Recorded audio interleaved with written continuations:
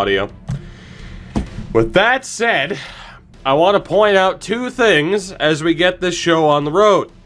Number one, well, really, they're both related to the comment section of the last episode that I put up on YouTube from the last stream, where pretty much I learned that, God, what were the two things? What were the two things? Because I was hoping for goals for the season. Instead, all I get met with is, oh, it's another challenge series. Why don't you do one with the rules off? Which is what we did with Edmonton not that long ago, and Anaheim for that matter. And also, rather than any real decent rules for the season, or goals for the season, it's more about, you made fun of Buffalo! How dare you! The Bills are good now! They've made the playoffs once since 2000? Dislike! How dare you make fun of the Bills? Fucking sorry. Jesus. Had I known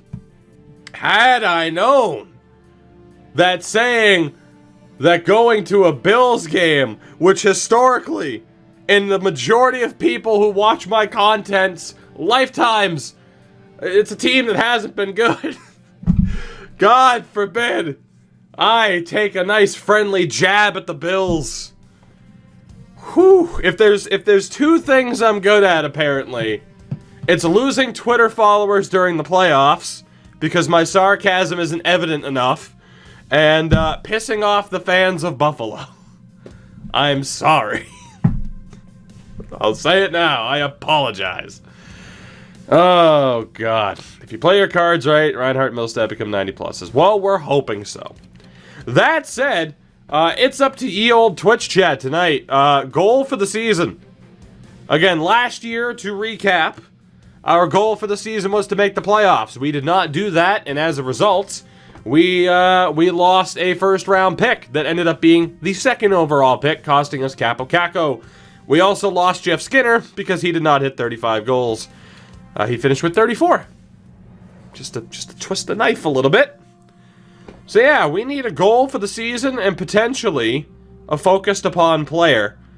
I mean, again, this is the roster. We're using the rules that we have for the Hurricane series as well. So, you know, we are a tad bit limited in our options. That is all. For God's sakes, Reinhardt, the moment's almost as good as Eichel. Well, in fairness, the scouting reports aren't accurate. I imagine Eichel's a 90. I would have to think. And I'm actually going to get to the end of the preseason because we might be able to get a much better look at actually how good this team is, thanks to the lovely world of Fog of War. So, the only thing that we have to worry about this season is that Okposo has a 15-team no-trade clause. But if we're out of a playoff spot, I'll be allowed to move him. How many points did Sherry have last season? 38? Finishing in divisional playoff spot. So basically make the playoffs if you fail to lose picks. I mean, that's the easy road to go down, isn't it? That is, okay. Put it this way so that we're not, you know, conflicting too much here. In chat right now, what is the goal for the season? Not an individual player.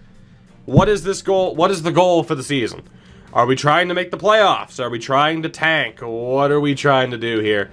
And obviously, hey, I was right about Eichel being a 90. There you go. Obviously, keep in mind how good this team is. Sherry had 37 points last season.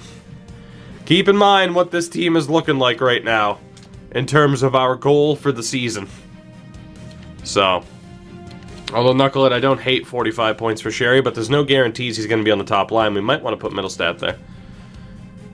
So, oh God, Atomic, I couldn't do the whole re-signing Okposo thing. That would basically be, you know, keeping him for the year. Where's the creativity with these challenges, guys? Come on. Where's the creativity? Where'd it go?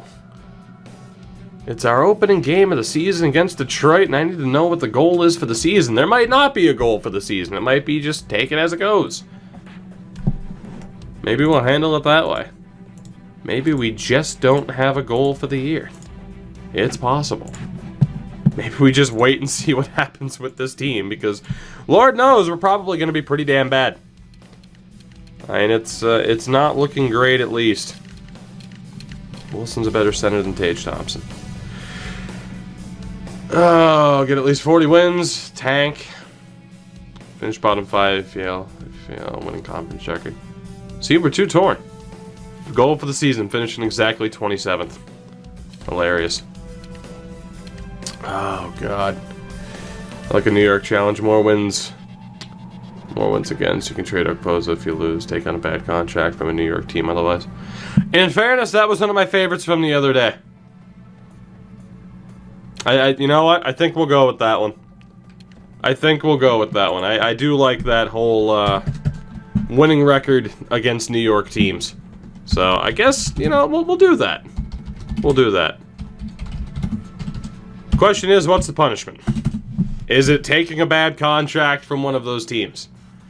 In which case, that could suck. Horrifically. Although we do have quite a bit of cap space, I think, right now. At least I would fucking hope so. With how bad this team is. Oh yeah, we got plenty of money. A little bit over 10 mil. It's not too bad. Also, apparently, is that Tag or Tyler? That's the real question. I need to check with Anaheim here. That's gonna be Tag. Good old Tag. Winning record against New York clubs. You lose, you have to take on a bad contract from a team. I don't hate that. You know what? I think we're set. Because I want to get into this. So what we're going to do. Winning record against the New York/New Jersey teams. If we fail, we take a bad contract. Fall back if you can't trade Okposo an extra free agent signing. No, I'm not against that, though. I'm not against the whole, lose a trade to each New York team if you have a losing record. That's a bit much. Oh, God. Alright, I think I know what I want to do here. And let's see, what was it for? Let me double check here. I want to make this more interesting. Now, in fairness, I don't have a second round pick this year. I do not have a second round pick this year. But, I think, yeah, we could do a third rounder. It doesn't have to be too high of stakes. Alright, here's what we're doing for this season's challenges. Based off of what I had heard the other night, and what I'm hearing now. We actually do have a second round pick this year, never mind. Winning record against New York and New Jersey-based teams. If we lose, we take the worst contract from those teams. Only one of them. Whatever team has the worst contract, we'll bail them out. Or maybe if there's one team in particular that dominated us, we'll take their bad contract. And I don't hate Knucklehead's idea. Connor Sherry, 45 points. Or we lose our second round pick. I'm not against it. Dunno. I know the default music is just something special, let me tell you. I'm well aware. And Sam Reinhart gets hurt with a concussion in the first game of the season. He's out for less than a week, but that still absolutely sucks. And Zach Bogosian gets hurt. Didn't turn down the injury slider, regretting that decision just a little bit. Joe Blandisi, take a seat. But we don't want you. Again, I'm going to leave the lines the same until we have 100% feedback on how good everyone on this team is, and we'll adjust from there. We have scored 9 goals in 2 games, though. Make that 13-3, so the roster will stay the same for the moment as Pominville goes down to injury as well. Beautiful. Beautiful. Rangers, Islanders, and Devils. Exactly. Zemgus goes down. Fucking concussions. Left and right. Left and right. Vesalainen's an 80, huh? That's not 100% confirmed. Those two are going to have a pretty good season down in the AHL. It's going to be pretty nice. Let's see what else we can do. A positive record against Atlantic Division teams. Failed trade for the worst contract in the NHL. We'll see. I think we want to base a lot of these challenges just off of how the team, you know, actually does throughout the course of the season. I want to get Connor Sherry back onto that top line. 5 points in 5 games. If he can keep up that pace, there's a chance we'll actually keep our second-round pick this year. Like, are our players not wearing helmets? What is the issue here? Good Lord. Did we forget to bring our helmets to these games? Is it like a Western road trip and there was just nothing we could do? What the hell is going on? This is an ungodly amount of injuries to start the season. Having to rely on Zach Redmond, for God's sakes. I don't want to rely on Zach Redmond. I'm also not happy that we won 3 and lost 3 to start the year, but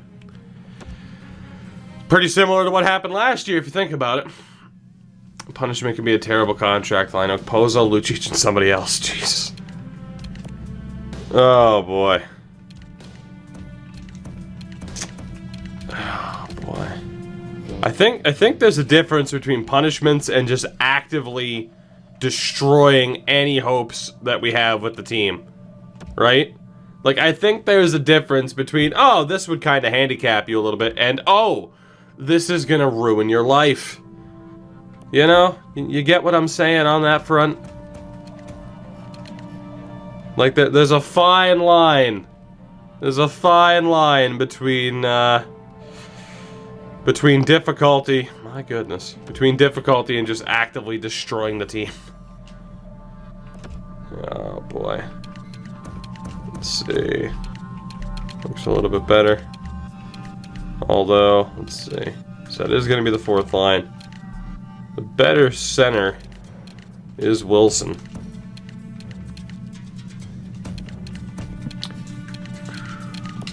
Sobotka, center's fine.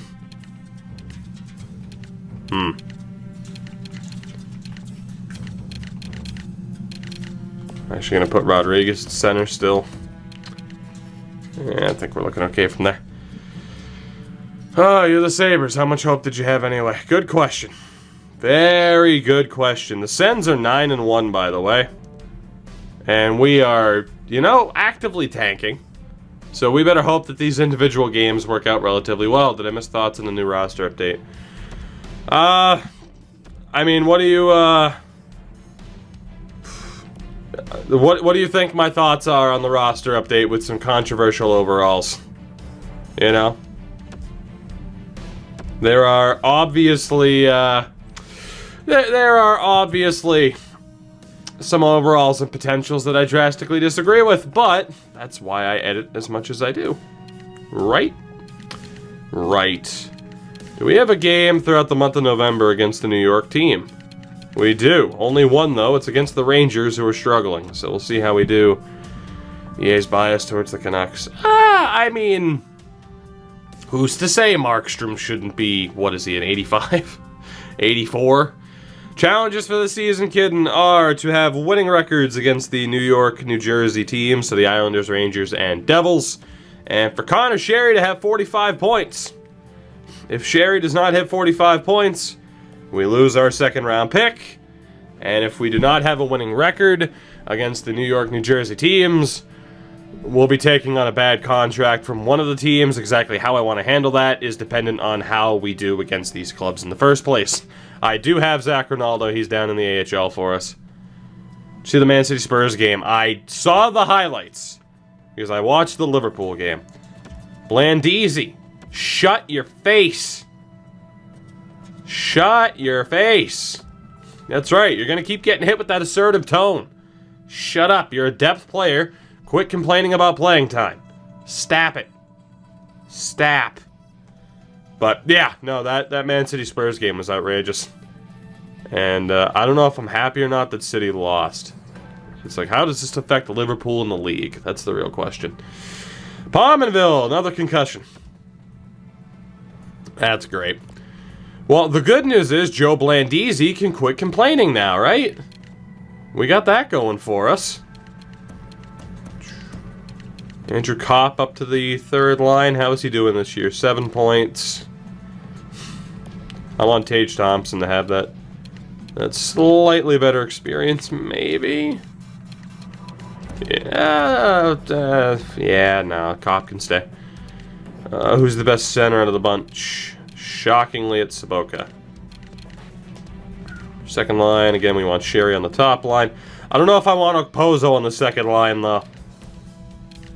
You know, he's not doing that poorly. Never mind. Kyle, you can stay. We'll have Middlestad at center. Even though, technically, Rodriguez is a little bit better. So, you know what? Again, that goes. And Connor Sherry has 13 points in 21 games. Again, we need him to get up to 45. I don't know if that's going to happen. Nice point total for Michael. Almost as nice from Reinhardt. God damn. Besides overpaying Ronaldo. Besides overpaying Ronaldo wasn't that bad in Boston. And Blandisi suffers a concussion immediately. Oh, boy. Alright, we gotta send down Zach Redmond. I mean, Ronaldo was okay, but it's fucking Zach Ronaldo. You don't really want him in the lineup. You know? Alright, Redmond, there's no way you're getting claimed, right? Indeed. Forward-wise. Well, congratulations to one Zach Ronaldo. He's getting the call-up. Out of pure necessity. Which is hilarious. And it put him on the third line, too, which I strongly disagree with.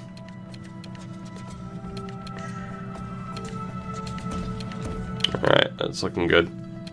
AHL, best lines. That's looking alright as well. Third Spurs goal shouldn't have counted. I think it'll be fine. What have you missed this season? Absolutely nothing. We just started. We haven't made any moves. Nothing has happened as of yet. We're getting there, though. I mean, aside from, yeah, a shitload of injuries. Oh, yeah, the call-up's overdue, huh? Oh, yeah, prove it, buddy. Prove it. Yeah, I deserve to be up here. Oh, okay, well, we're going to expect a lot of things from you. Why are you so demanding? Oh, the morale system. Alright, we have arrived at our first big game of the season. Because we're probably not going to be a playoff team, which is shocking, I know. Let's play the Rangers. Let's play the Rangers. Let's see what we can do. Our first important, truly important game of the season. First period. Okay. Second period. I mean, technically, we tied it. Carter Hutton.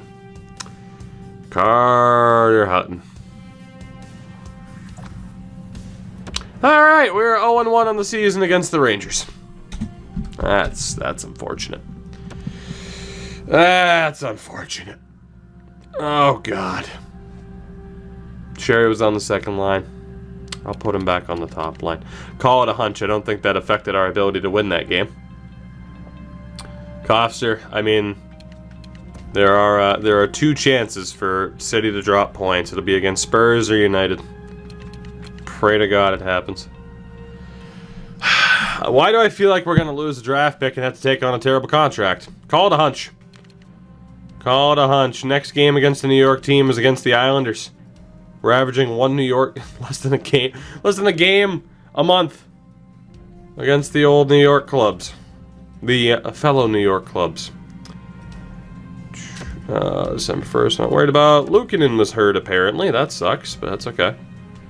Neither team's doing that well. Zemgus is hurt. How many concussions have we suffered? Like, we need to, like, how many... Like, is it cheap shots? Do we just have weak necks? Like, what is happening here? Like, is it just like a really, like a gigantic skull on a baby where they're just like, I don't have the neck strength? Like, what is going on? Matt Hendricks. Welcome aboard. Oh, boy. Thoughts on the NFL schedules. I am happy that the Steelers and Patriots are getting their yearly game out of the way early. Very happy about that. Get that nonsense game out of the way as soon as possible. So, I'm happy on that front. What have you missed? Just a shitload of injuries and a whole lot of disappointment. I think the game froze. 99% sure the game just froze.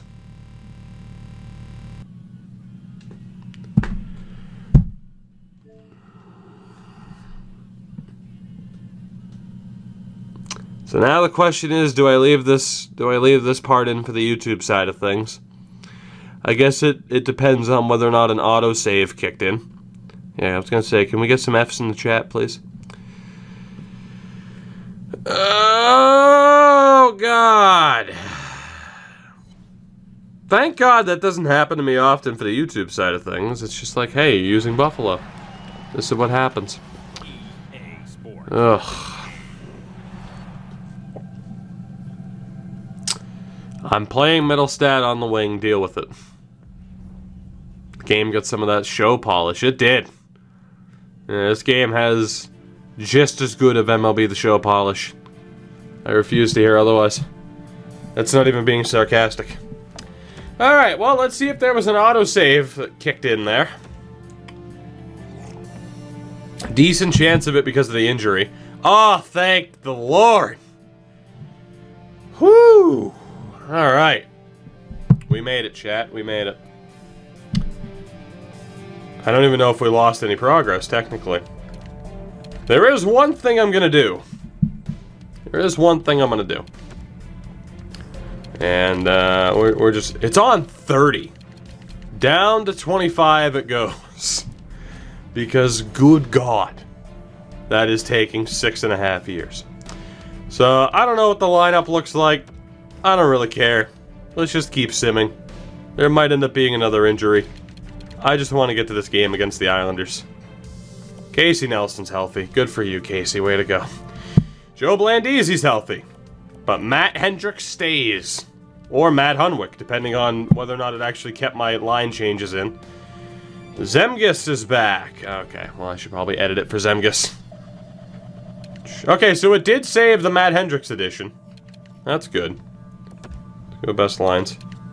It actually keeps Ronaldo and Hendricks in over Blandisi and Wilson. That's gonna be a no from me, dog. That's gonna be a no from me. So, down with the Hendricks, down with the Ronaldo. Neither of them were claimed. Shocking. A punishment should be putting the injury slider up to 100 for a season. So you want a season to take 6.5 years real time, is what you're telling me. Why would you want that? Why would you want a season to take 6.5 years? Why would you want that? That's not even as much of a pun. Jesus Christ alive! I just lowered the slider, man. My God. Alright, Zach Ronaldo, come on down. You're back on the team. Jesus. In fairness, I'd rather not call up generic checkers. There's some people complaining about Olofsson's potential, which I don't care. He's where he should be, and that's just the way it is. Andrew Ogilvy. Congratulations, you're getting the call-up. Diffo, what's happening? The injury slider doesn't do anything. It does, though. It does, funny enough. It does. As hilarious as that is. There are very few sliders that actually have an effect on the sim. That appears to be one of them. As weird as that is. It's pretty dumb, but it actually does affect it. I mean, worst case scenario, we put the slider on 0 and then we find out for sure, don't we? I loved how the Dolphins pretty much got out of the Thanksgiving game by getting worse. That's the way to do it. That's the way to do it. Just don't be an interesting team to watch. Is this season 2? It sure is. We'll just... Fucking god damn it. Does poise affect teammate player development? No, the only thing poise affects is a player's goal scoring or point production. In the regular season and in the playoffs. That's what poise is. So, if you want Jack Eichel or Connor McDavid to score a little bit more, you have a decent chance for poise, but, yeah, that rating doesn't do a whole hell of a lot, is what I was told. So, it's more of a legacy, stat that has, somewhat minimal effect. As disappointing as that is to hear, I'm sure. It's just the way it works. Oh, boy. I thought that was going to be another injury. And I was going to be very upset. Very upset. We have won 2 games in a row. Look out, world. Another injury. Another injury. What's the challenge? Have a winning record against the Islanders, Rangers, and Devils. Have Connor Sherry put up 45 points. Big time game here against the Islanders because I don't know how many games we have against New York teams this season, / New Jersey. We'll have to double check. But let's see how we do against potential Stanley Cup champion New York Islanders. First period is scoreless. Second period.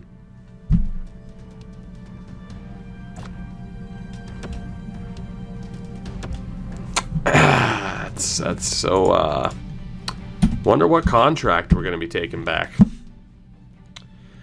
Wonder what contract. Yeah, I know. That's what I'm saying, though, right? Is that, I mean, you can edit the attributes. At the end of the day, the way franchise mode is tuned, users can't really alter it. So, all right. So let's see. We have one more game against the Rangers. Let's see. We have 1,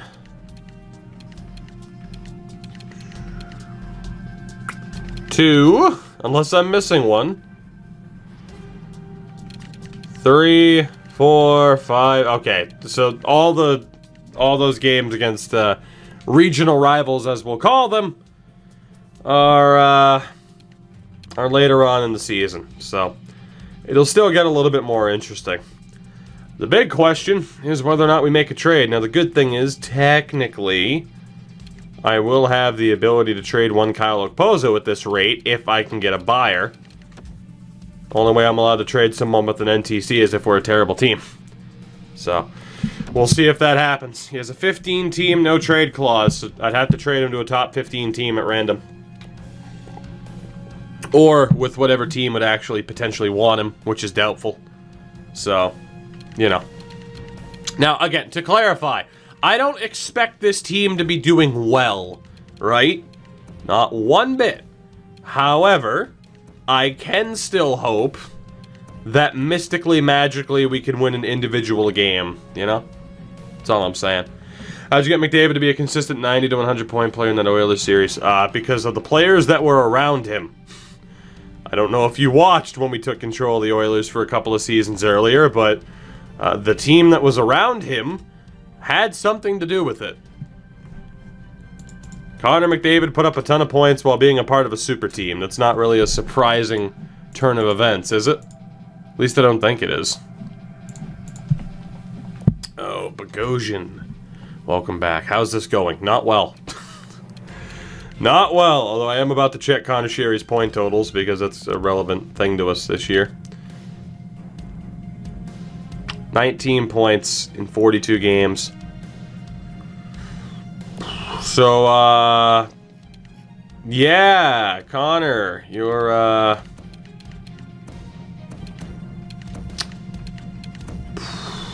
oof. So, yeah. Connor Sherry's not going to hit that point total. Michael Stone.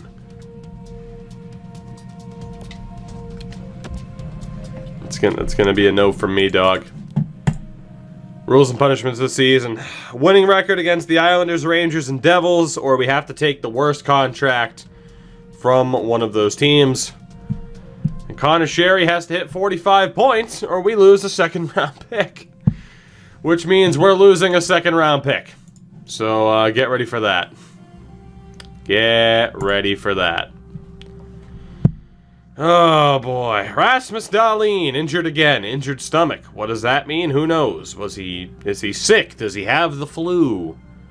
Injured stomach is the most mind-boggling injury to me. As it says everything, yet nothing at all. It really is something. It really is something. At least we have our first this year. Yeah, thank God. It's going to be another high pick. he has cramps. I mean, maybe, you know? I mean, in the old days, they used to say, you know, injured testicle. I think I have an injured testicle right now because, of course, Connor Sherry got hurt. Oh, my God.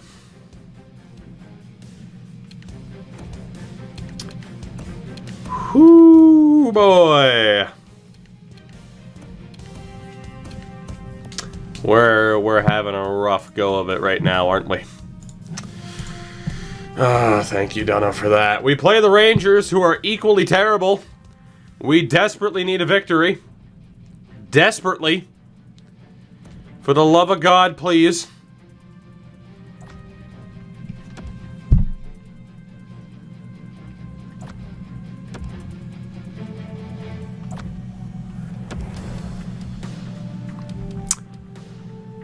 How dare you make fun of Buffalo? The Sabres are going to be really good. The Bills are going to be really good.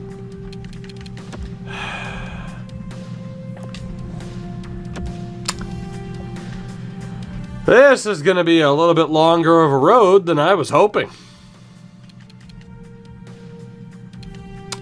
Pretty much going to sim up to the deadline. And we're going to sell as much as we can possibly sell. And we'll take it from there. But yeah, we will be selling significantly because we have to. Because good Lord, oh God, I thought that was another injury. I gotta be honest. All right. Well, the good thing is, oh God, but then do I keep the team? Do I keep the team in good shape to try and make sure that we beat our regional rivals? To be honest, I don't think it's going to help. Oh, God, Cody, what's up, buddy? How's Sherry doing? Knucklehead, he just came back from injury, so, you know. Now the real question is, depending on how much time he misses, does that lower the point requirement? Can we have it be like a point per game ratio as opposed to you know, as opposed to a solid number? Should professional sports teams not allow Drake in their building? No, for the love of God, have Drake be wearing a Leafs jersey in every arena from now until the rest of time. Oh God.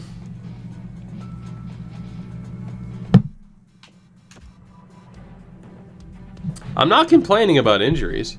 I'm just saying, our luck has been spectacular. How much did he miss? Like a week or two? So I guess I don't even care to put you back in the lineup right now. I don't care. We are going to be selling so hard. So hard we are going to be selling. We lose to Vancouver as well. 18, 39, and 5. Whew, surprisingly not dead last in the division because Detroit's also shit. How is Connor Sherry doing?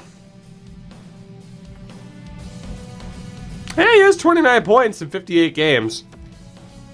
We might have to make a judgment call. Right? We might have to make a judgment call. Because technically, what would his point per game average be? If he played a full season, right? We'll see. We'll see what he finishes the season at. We'll see if he improved at a decent amount over what he did last year. We'll see. I'm not trading Sherry, Neil. That would be hilarious. That'd be a hell of a workaround. There's no rule against that, right? But yeah, we'll hold off. However, we need to sell. Detroit's horrible. So are the Red Wings. I mean, I'm just quoting the chat. I wouldn't dare make fun of Detroit and incur the wrath of the locals like I have for Buffalo. All right, Carter Hutton. I don't think I'm getting rid of you, am I?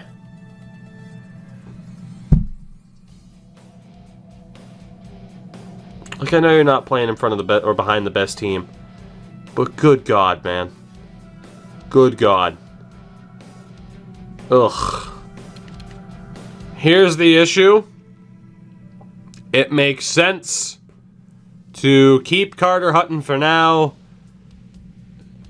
I mean, because we might as well have him until Luukkonen's good to go. So, he stays. Also, Colton Ellis ended up being 63 overall medium fringe, so we have that going for us. Defensively.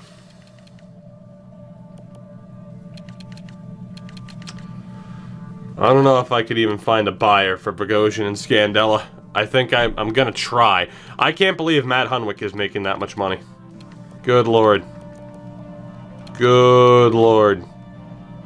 So trade value-wise, at least Fox is up there. But we have a whole lot of nothing. A whole lot of nothing to work with right now. Right.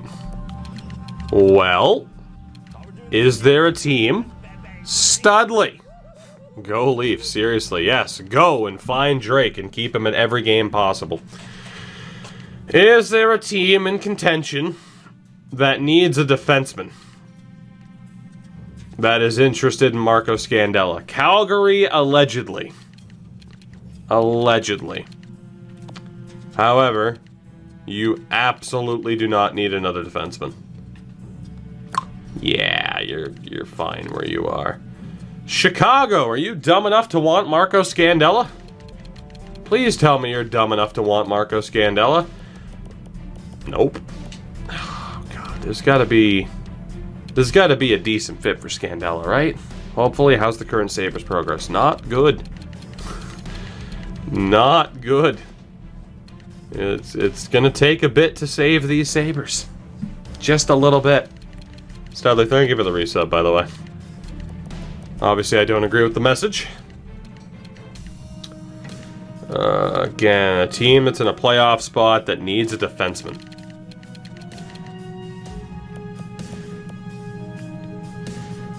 Yeah, it's not going to help. I mean, in fairness, 1, 2, 3... Yeah, it's still not going to help. Scandella would be good on Minnesota. Wouldn't he? They don't want him, though. Nashville, there's no way you need a defenseman. There is no way you need a defenseman. Oh my god, you need a defenseman. All that depth. Alright, Nashville, let's talk. How badly do you want Marco Scandella? Hopefully very, very badly. Hopefully very, very badly. Now, unfortunately, I don't know a ton about their team. I'm gonna have to take a player back, I would assume. So, say I take back... Let me actually look at defensemen. So, say I take good old Matt Donovan off your hands. Yeah, I would much prefer draft picks at the moment. I would greatly prefer draft picks. Unless they have somebody half decent on the block. But again, Scandella doesn't have much value. Suzuki, McMichael, and Mishmash. Now, I'm going to guess Ryan Suzuki's value is probably a little bit too high.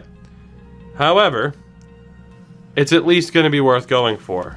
There's no way they take that. Yeah, there's no way. Yeah, we're gonna be going draft picks here. That's gonna be a safe bet. So, say, can I get Vancouver? I don't know how well they're doing, but can I get the Couves second round pick for Marco Scandella? Not quite. What if I retain salary because his deal's expiring at the end of the year? That could make sense. They get a defenseman that they need. I get a draft pick that I need. I would say that the trade makes sense for both teams. I'd say that's a fair deadline move. Unfortunately, even a second round pick looks to be a little bit of a stretch. And I really can't afford to give up draft picks this year. I need to hoard as much as I can. And I'm only allowed to trade for one individual pick. To avoid... Okay, well... okay, let's try a second rounder next year. And see how well that works. I'd be fine with that. I can sweeten it a touch. I can do that. If it's for picks next year, I can do it. Is that just a touch? Holy shit. Okay, So we're going to send Marco Scandella to Nashville, along with a 7th round pick next year for a 2nd round pick next year, and Matt Donovan. So basically, Scandella for a 2nd. I'm alright with that. That makes sense for Nashville. I'll do it. Marco, get the hell off of this team.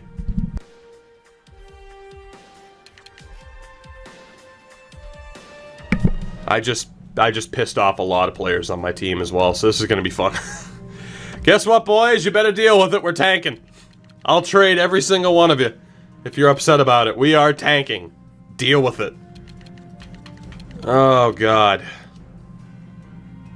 I don't think I want to deal Montour. He's doing all right. I need to see how much Montour is going to want for next year. But Zach Bogosian definitely has to go as well. So is there a content? Jesus Christ, New Jersey has 38 wins. Do they need a defenseman? Please, please tell me they need a defenseman. Please? Shit. Okay, Philly. Do you need a defenseman? Philadelphia. Doesn't look like it. Absolutely not. That won't bode well for going into the play. Oh, well. Pittsburgh. Randomly. I mean, you do have Eric Goodbranson and Jack Johnson. What the fuck were the Penguins thinking this year? Good lord. San Jose. How would you like a defenseman? This might happen. Oh, baby. Yes, you need a defenseman, don't you? How would you like a nice, shiny Zach Bogosian? I don't even have to send you a pick. Can I just outright do that for a 2nd without retaining salary? They'd take it, but they'd have to put Braun on waivers. Are you kidding? Hold on. We can make this work. We can do this. Why would you have to put Braun? Oh, the cap. They do want to trade Justin Braun, though. Value-wise, that doesn't make any sense for me, though. Alright, best way to do it. Still retain salary. I doubt that gets me into 1st round pick next year territory, but I can try. So, we might as well give it a shot, unless they have a half-decent skater. They have Leidecker. Andrew Leidecker.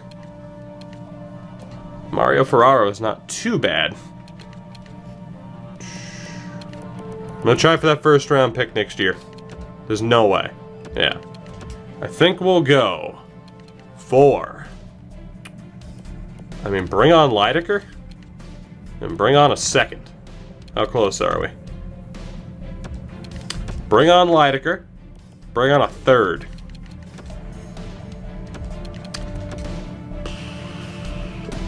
Just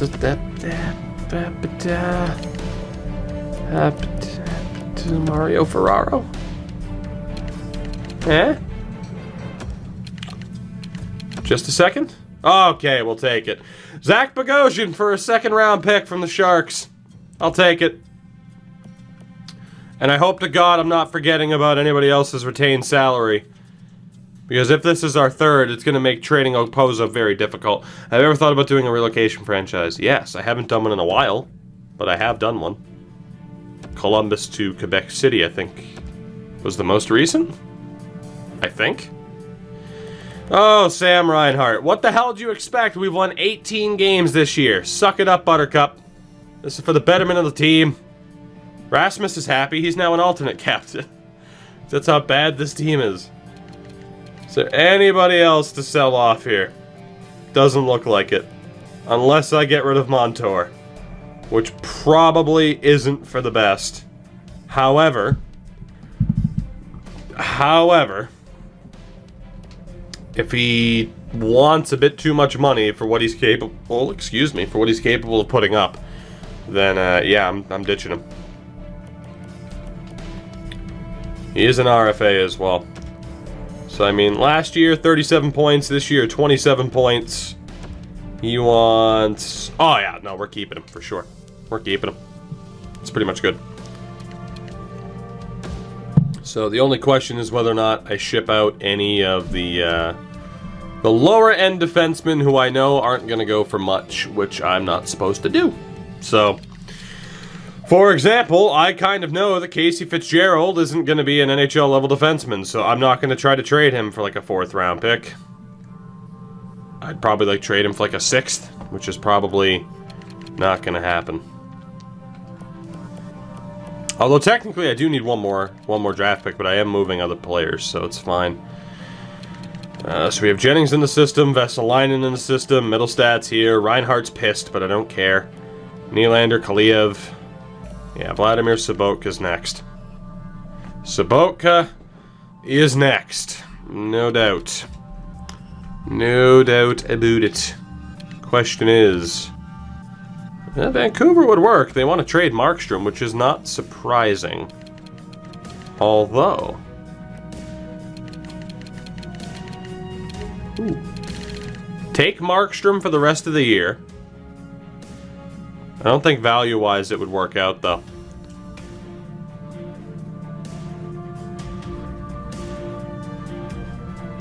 Take Markstrom, flip Hutton.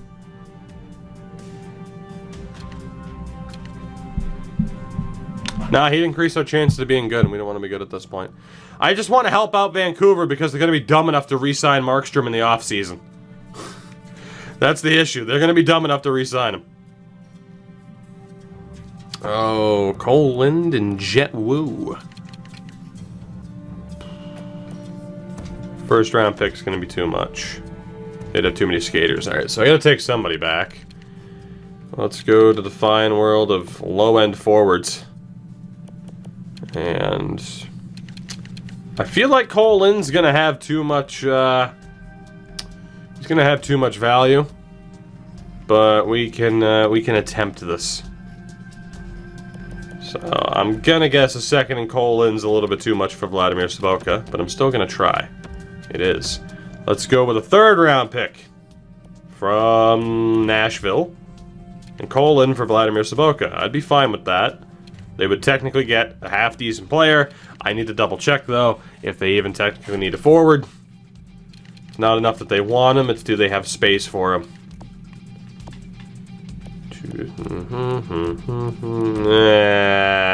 Damn you, Vancouver. Of course you don't need him. Toronto. Do you need a Vladimir Sobotka? Especially because Mitch Marner's sitting out for the season. So 1, 2, 3, 4, 5, 6, 7, 8, 9 balls. Calgary just scored. St. Louis. St. Louis. Do you need another forward? Please. 9, 10, oh my god, nobody needs another forward. San Jose, again? Do you need another forward? Please?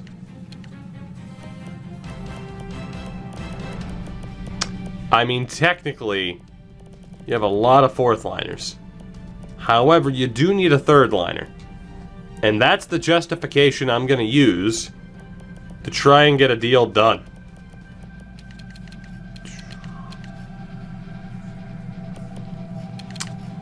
I don't think there's anything too good we're going to be able to get back. San Jose would be over the cap. Okay, I got to take back somebody. I just don't know who. So who's expensive as hell, but has dirt value lower than Sobotka's? Melker Karlsson, who they don't want to trade. So I'll give you Sobotka. I'll take Melker Karlsson. This still might not go through because of their cap situation.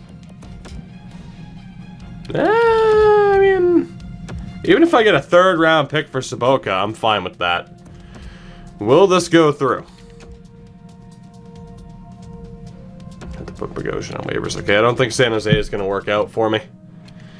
Unfortunately, with their cap situation.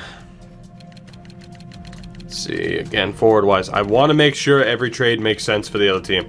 Because the AI GMs have a difficult enough time managing their own rosters that I don't want to make it difficult, you know, even more difficult for them, right? That's the big issue here. That's why I'm doing this the way I'm doing it. It's to make sure that we, you know, try to help the dumb AI from, you know, further shooting themselves in the foot.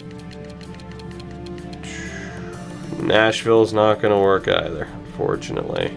You just have too many top-notch forwards. Now, in fairness, of course, other teams don't have to adhere to the whole, only playing guys in their proper roles, but, you know, I still don't want to send them somebody where it doesn't make sense, because they're just going to try to... I'm going to get met with the, we'd have to send this guy down message, and that would suck. Oh, God. Santa, what's up? It is going to be very difficult to find a landing spot for Sobotka here. Very, very difficult. Shout out to Roop Heinz, who had a great game. Perfect. Okay. Dallas should work. Dallas should work. Do they have Joe Ciccone? Ty Dellandrea would be nice. The value's probably a little bit too crazy. Dellandrea's not as bad as what that's saying, though, so... Obviously, I know value-wise it's a little bit rough, but we'll still see. We'll still see. Is third-round pick gonna work? Probably not. How about just Sobotka for Dellandrea? You know, in fairness, I wouldn't do that either. That'd be a terrible deal. However... I'll take a nice shiny Joe Ciccone. And, a third. What do you say? I'd rather have a second-round pick. How about that nice shiny second-round pick? God forbid you lose Gavin Bayreuther. Heavens no. Not Gavin Bayreuther. You fucking kidding me? Heavens no. Fine, I'll cut you. Okay, Alexiak has 2 years left. Ugh. I'll take back Gavin Bayreuther and get back a weaker draft pick, just so that I can say I got something for Sobotka. Just give me a pick. Sobotka to Dallas for Gavin Bayreuther and a third. I'm good with that. Dallas gets some forward help that they desperately need. And the sell party continues, because we have no choice. The team has been so bad this year. So obviously Middlestat's saying I'm going to try to keep Reinhart, even though he's not overly happy. Tage Thompson's an interesting one. I think I want to try to keep him. But, you know, I'm a little bit concerned over the development at this point. It's just whether or not I would actually be able to get something for him. Like, that's a third-round pick. It's better suited to keep him and just try to develop him. So really, there's no one else based off of value. It's just now. Again, Matt Hendricks is making $7 million so that we weren't, like, way below the floor. The question is there going to be anybody willing to take on Kyle Okposo? Can we find a match for him? Now, I have to trade him to a top 15 team. In fairness, it's a 15-team no-trade clause that he has IRL. Right? Right. So how we're doing that, of course, is going to be he can't go to the bottom 15 teams.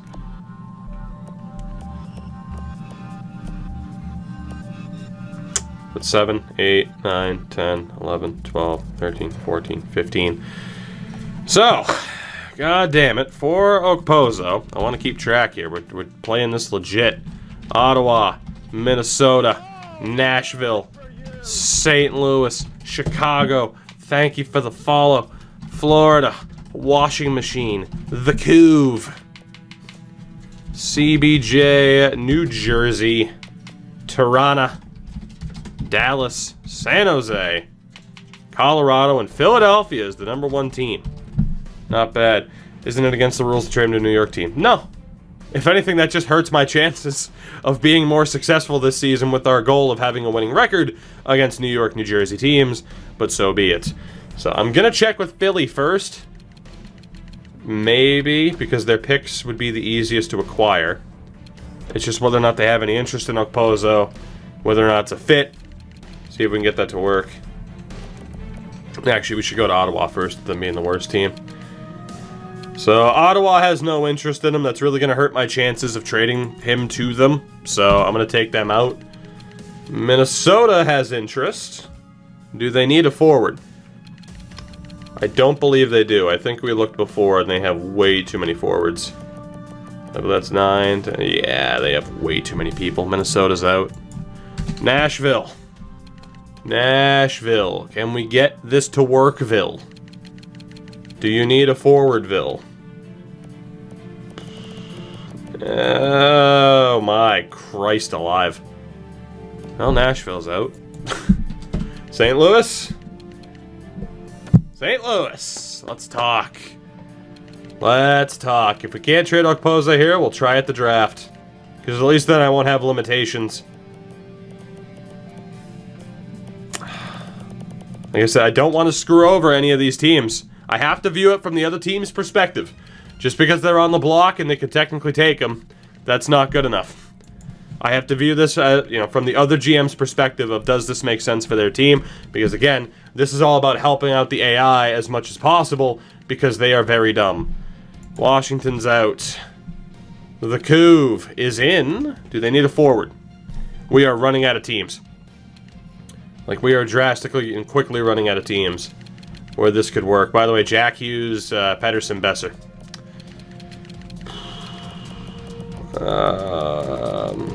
They have too many. They have way too many. Vancouver's out. CBJ. CBJ. Do you need a forward?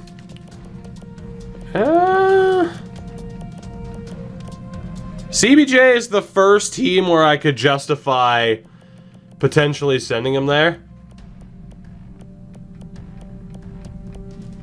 They technically have one fourth line guy as a fourth line option. They're the first team that I could potentially justify sending him to. Let me go check New Jersey. They have no interest. Tirana. They do have interest, but again, I think their forward core was absolutely stacked. They can't even afford Marner or Johansson right now. Or not Johansson, Andreas Johansson. Yeah, even then they have too many people. San Jose, who we've talked to before, and again, I'm not really familiar with their forward situation. San Jose could be somewhat justified as well, at least compared to every other team. Dallas, will the Stars work?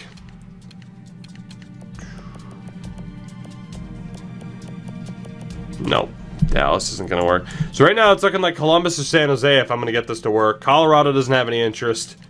And Philadelphia, it depends on whether or not they really need another forward. And the answer is going to be no. Yeah. Okay, so Columbus or San Jose. Those are my two options if I'm going to be fair about this. We've already made a deal with the Sharks, so I should probably go talk to the Blue Jackets. Just to see if I can get this to work. Just buy them out. I'd prefer not to. That's the point. We're never going to get back anybody decent. It would be kind of hilarious to take Paul Bittner off their hands. But I'm never going to get a good asset back. There's just no way. Like, even a third round pick next year, I really don't want to retain salary. Like, I'm more likely to keep Kyle Okposo on this team rather than buy him out. Unfortunately, they don't really have anybody that's making a ton of money. So say I take like Schuster and Letestu to free up a little bit of cap. There's a really good chance I'm going to keep Kyle Okposo for like the duration of his contract. Just know that.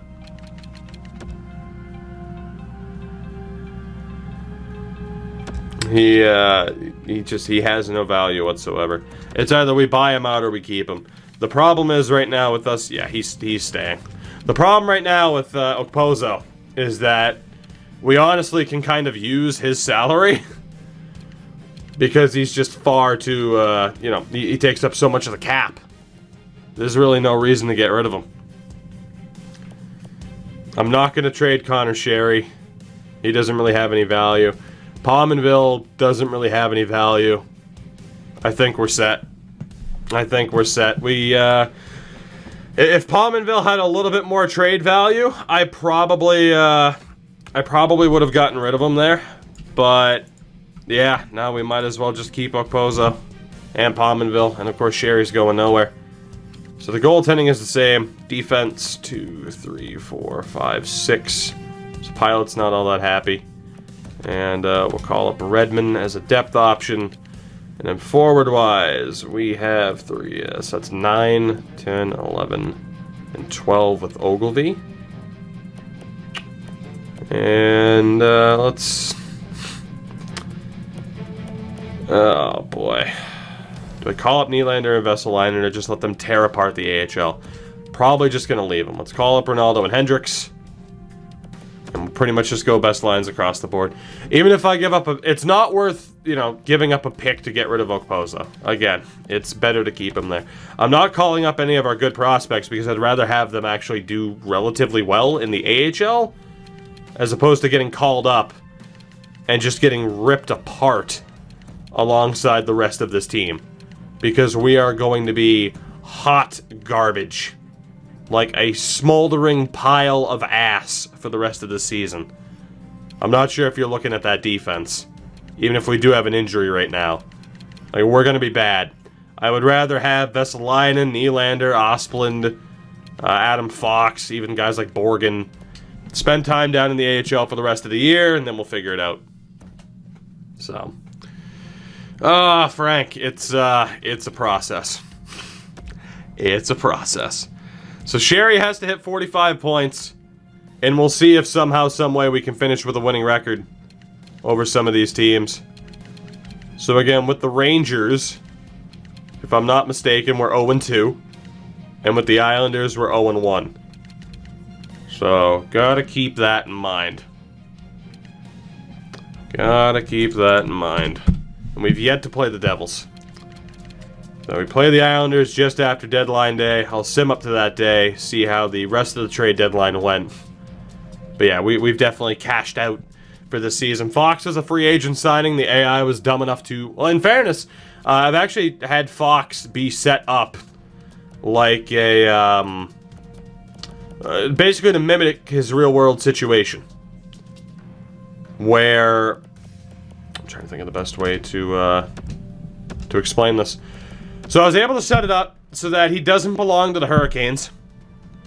And then he appears on the free agent list at the end of Season 1, which is pretty much what's going to happen because he's forcing his way into a free agent market, basically. Like, there's no way he's not going to be a free agent. So, why do you prefer NHL 19 franchise mode over Refuge Sim 5?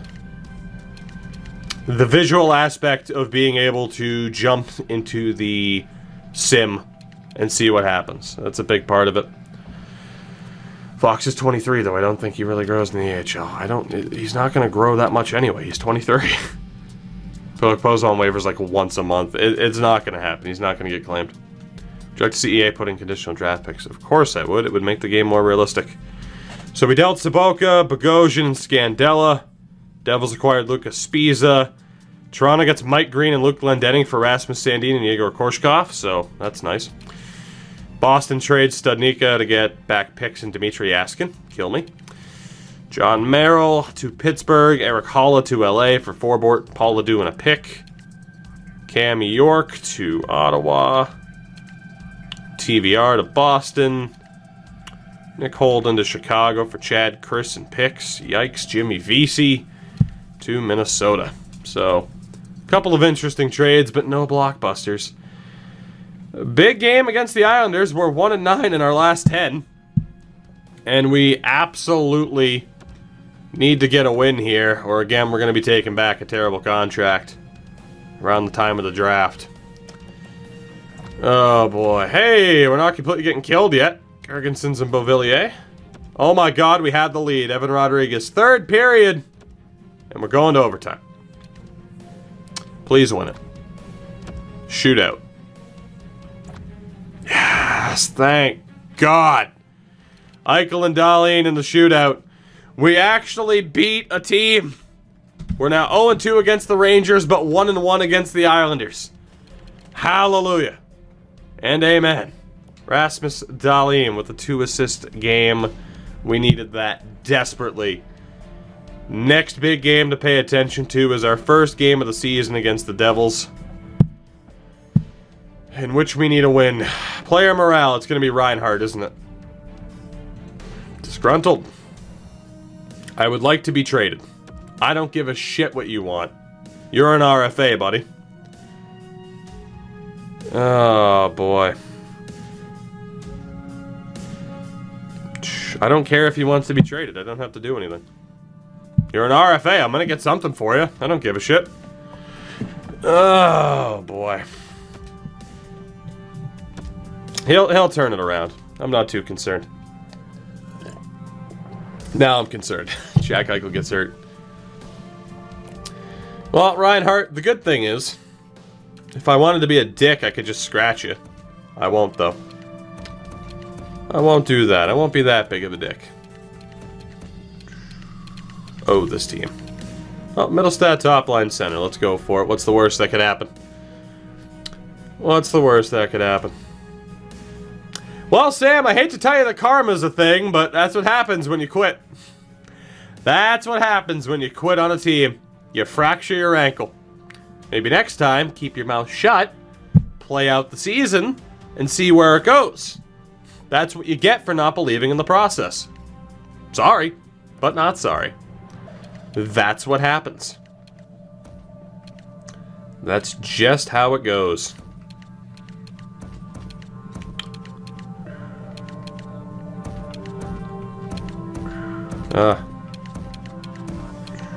Screw it, that can be the team for the rest of the year. Montour should be in this lineup, I hope. I'll fix the lineup before we play New Jersey. Oh my god, the injuries. The injuries! The goddamn injuries.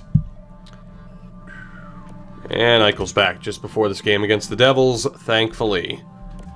Thankfully. So, Ogilvy gets scratched, that's fine. We'll have Ronaldo, Wilson, Hendricks. Let's go. Blandisi, Kopp, Thompson?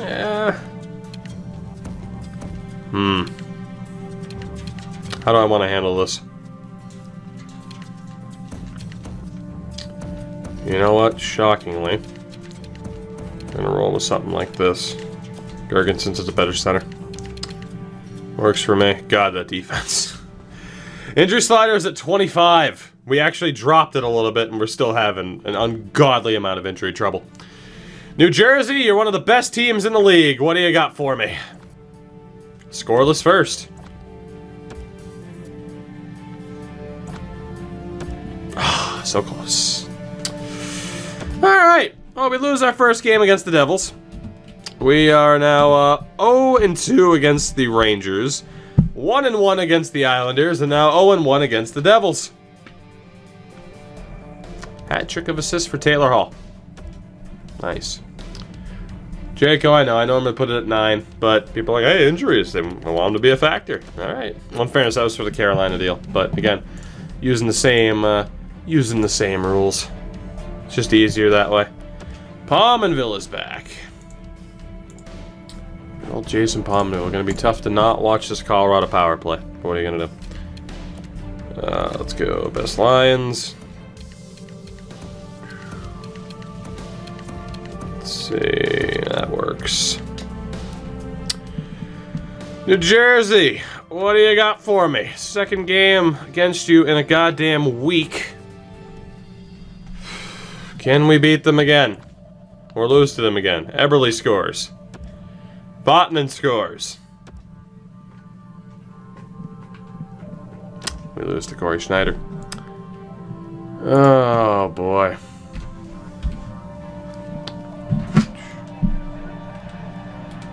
Colorado ties it. 2:50 left. I mean, I'm not saying I'm actively rooting against Calgary because Lord knows I don't want to incur the wrath of Flames fans like I did Buffalo Bills fans. But, you know, it'd certainly be interesting if the number 1 seed from both sides were to fall in the first round.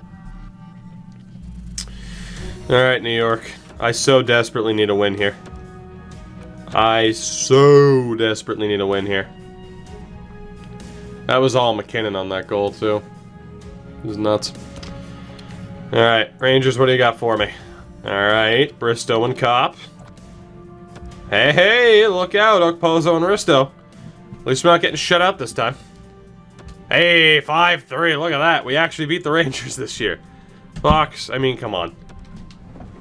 If you can't see the humor in your team completely shitting the bed, I mean, you can't even be embarrassed or upset about it. Can you? At this point, even though it's only like 24 hours after, I mean, my God. Oh, boy. Another important game against the Islanders. You know, if we win this one, we could be in good shape for this challenge as far as having a winning record. That's a lie, but damn it, I'm trying to fool myself. Goal apiece, Tage Thompson, second period, scoreless, third period, hey. Damn it. Suomela with 10 seconds left. So right now, it's just a question. Stone, yes it is. So right now, it's just a question. I think the Devils are the last... Yeah, okay. So this game against New Jersey is going to be the interesting one. Because if we lose to the Devils, then I'm taking the worst contract from the Devils as of the draft.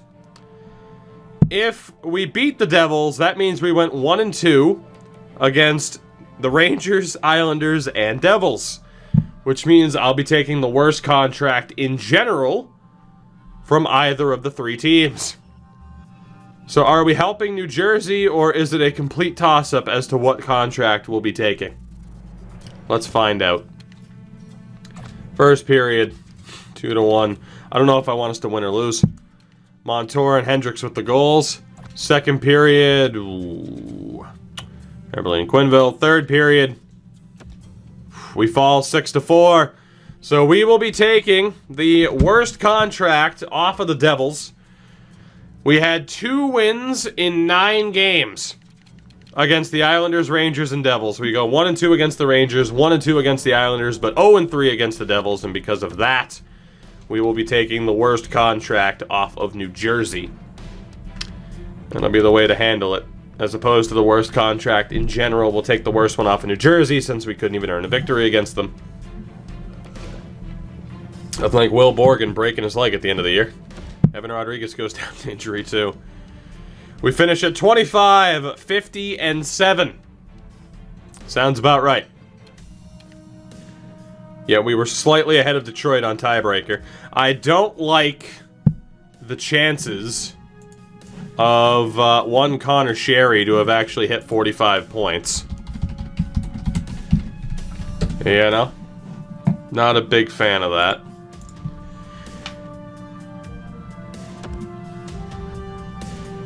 Okay, judgment call here. Would Connor Sherry have had 3 more points had he played 4 more games? Would Connor Sherry have hit 45 points if he had not been out for 4 games? I don't think 4 games is enough time to make that argument. I think we failed. Connor, you let me down. He shot 4.7%. The chat's rather split. Oh, boy.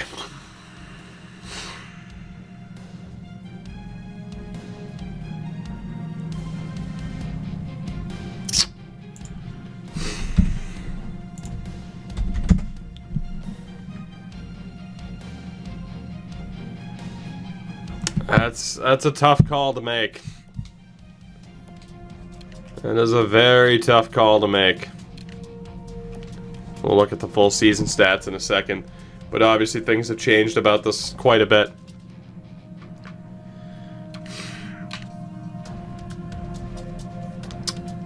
I don't know, we gotta, you know what, it goes to a straw poll. It goes to a straw poll. I mean, we could talk Well, in fairness, fine, fuck it. Someone do the math for me because I'm lazy and I want to do a stat recap. Point per game percentage. 45 points in 82 games. What is that point per game average? What is his point per game average in terms of hitting, what was it, 42 points in 72 games? So basically, someone do the math. What's his point per game? If it was 45 points in 82 games, what's his actual point per game with 42 points in 78 games? If he hit the actual point per game mark, we'll count it. If not, then we failed. So someone do the math, I'll do the season recap, and we'll kill two birds with one stone. With one mark stone. So 25, 50, and 7. The Leafs won the Atlantic. Montreal and Florida also made it. And again, then there was us in Detroit at the bottom. The Metro was Philly, New Jersey, Columbus, Washington, and Pittsburgh. The Rangers and Hurricanes sucked. There wasn't much parity this season. Central, Nashville, Colorado, Dallas, Chicago, and St. Louis. In the Pacific, Vancouver, San Jose, and Calgary. So we must have been like 30th, right? 29th in the league. As long as it's not any math when it comes to goalie save percentage, right? I mean, hey, who cares? Who cares how you get there as long as you get the right number? We had a losing record against the Rangers, and they were worse. So he needed a .55. I'm seeing .48, so .5 rounded up. Okay, so there have been 3 people who have posted 3 different numbers. Pretty sure he was short of the marker. Had he had one more point, I think he technically would have been on that same point per game pace, but I think we failed. Sherry didn't hit the mark. Sherry didn't hit the mark. Close is not close enough. Carter Hutton was abysmal. Linus Ullmark was abysmal. Were the teams in front of them that good? No, but they were still abysmal. They could have done half decent. They could have done half decent. They did not. Montour did well. Risto and, Dahlin, Jesus Christ. What are you going to do, right? And Humwick and Bayruther played 20 games for us. Forward-wise, Eichel with 64 points. Middlestat with 56, so... maybe it would have been nice to have Middlestat on the top line. Reinhart, 43 points in 65 games. Oh, boy. Sherry, though, 42 points. Okposo, 41. So, again, Okposo's still useful for us. All things considered. Pominville had a really good season. It's just a shame that, just a shame that it didn't work out. Thompson hit 20 points. Ronaldo played 25 games for us. Hendricks played 21. So just a disaster of a season for us. Somewhat by design, but not necessarily. Hey, he was short of the mark. He's short of the mark. That's the end of it. Brock Besser, the only person to break 100 points. Ovechkin.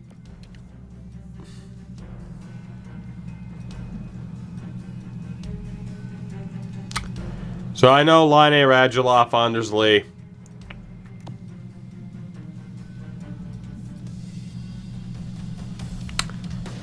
So,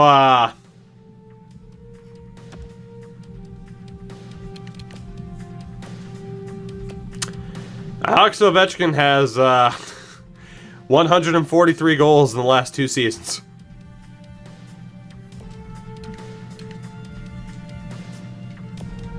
Okay. Damn. Tugi overtime challenge. Nathan McKinnon. Nobody for Calgary. Just Nathan McKinnon's gonna win it.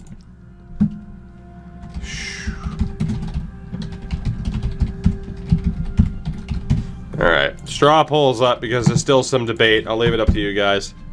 Vote in said poll. Did we pass or fail the Sherry challenge? Even though he was close, but he wasn't close enough in my opinion. But still. Let's see, 4 defensemen just for the hell of it. Carlson, Krug, Jones, OEL. Dumba was up there. Amongst the goaltenders, Elliott won the most games by far. Best save percentage, Carter Hart and Brian Elliott. My God, Philly finally got goaltending. No wonder why they did so well. Mike Smith, my God, what happened to the save percentages this season? Oh my God. Then the rookie race. Jason Robertson is probably going to beat Jack Hughes for the Calder. Middlestat's going to be a top 3 finish as well. That is crazy. Unless there's like a ridiculous goaltender. Which there is not. Although, granted, that was in points. No rookie goalie goals, at least. Yeah, Nedeljkovic isn't going to win the Calder, so... How does Besser lead in points? Because this game is crazy. That's how. No goalie goals, by the way. Well, very disappointing season for us in terms of wins, but it does set up a fairly interesting offseason, at the very least. So, a big fan of that. We're just gonna go straight to the offseason because we might as well. Not to mention, I think Rochester, they're going to be finishing up the season. I don't know if they've made the playoffs. Straw poll result, by the way, is... It's a 5-vote difference, 13-8 in terms of pass. I think I'm still going to lose that second round pick. That's not an overwhelming majority. That is not an overwhelming majority. Oh boy. So we need to make a trade with the Devils. And we'd be losing a draft pick. What's Robinson's overall? Not sure. Should have checked. Pominville. Yeah, we'll set it up. Why not? Well, now the question is whether or not I can rebuild one Sam Reinhart. I might not be able to send it. Fuck it. Fix the roster, whatever. It's the off season. Now here's the thing: I don't technically have to trade Reinhart because he's an RFA. So I mean, worst case scenario, I just let him go and we at least get compensation for him. I would prefer not to lose Sam Reinhart, but so be it. So be it. But I'm somewhat confident I can, you know, rebuild him a little bit, just a little bit. I'm planning on, I'm planning on having a nice little off season. We're gonna have some young guns joining the team next season. Vesalainen, Nylander. As Nashville wins the Stanley Cup, Lehigh Valley Phantoms take home the Calder.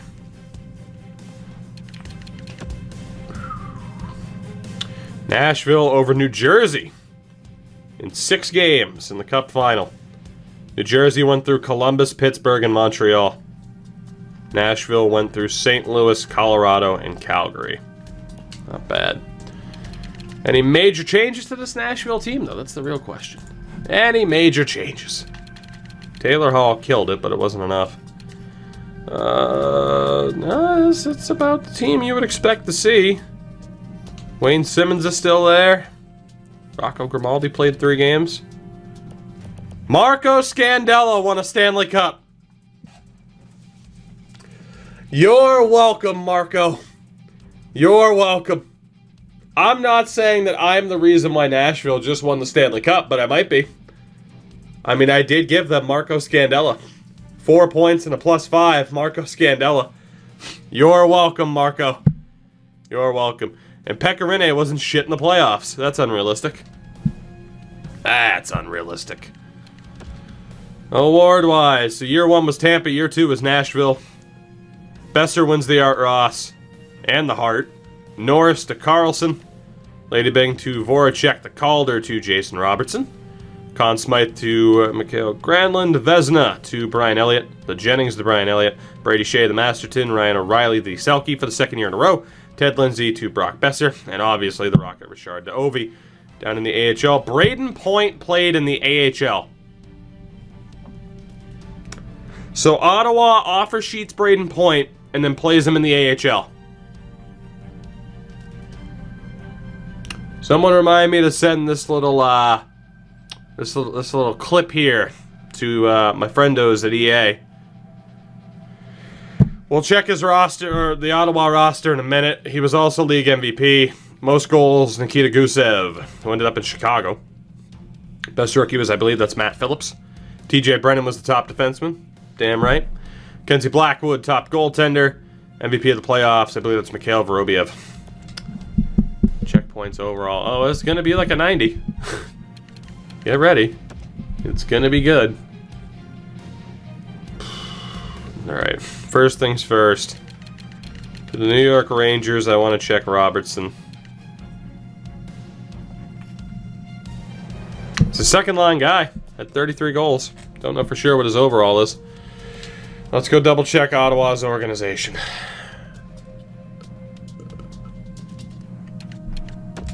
And see why Braden Point was in the AHL.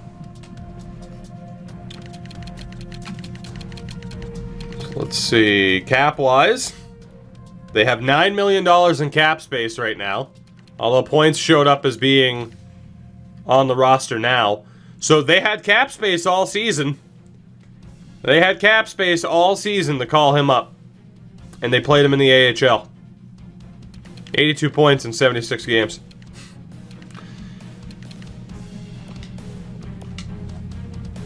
Which, yeah, by the way, an 89 overall only puts up 82 points. Which, again, we tested that with McDavid at the end of the Edmonton run. And he was barely doing anything. Or in, like, real life, McDavid would have, like, 200 points. Interesting decision from ye old Ottawa Senators. Interesting.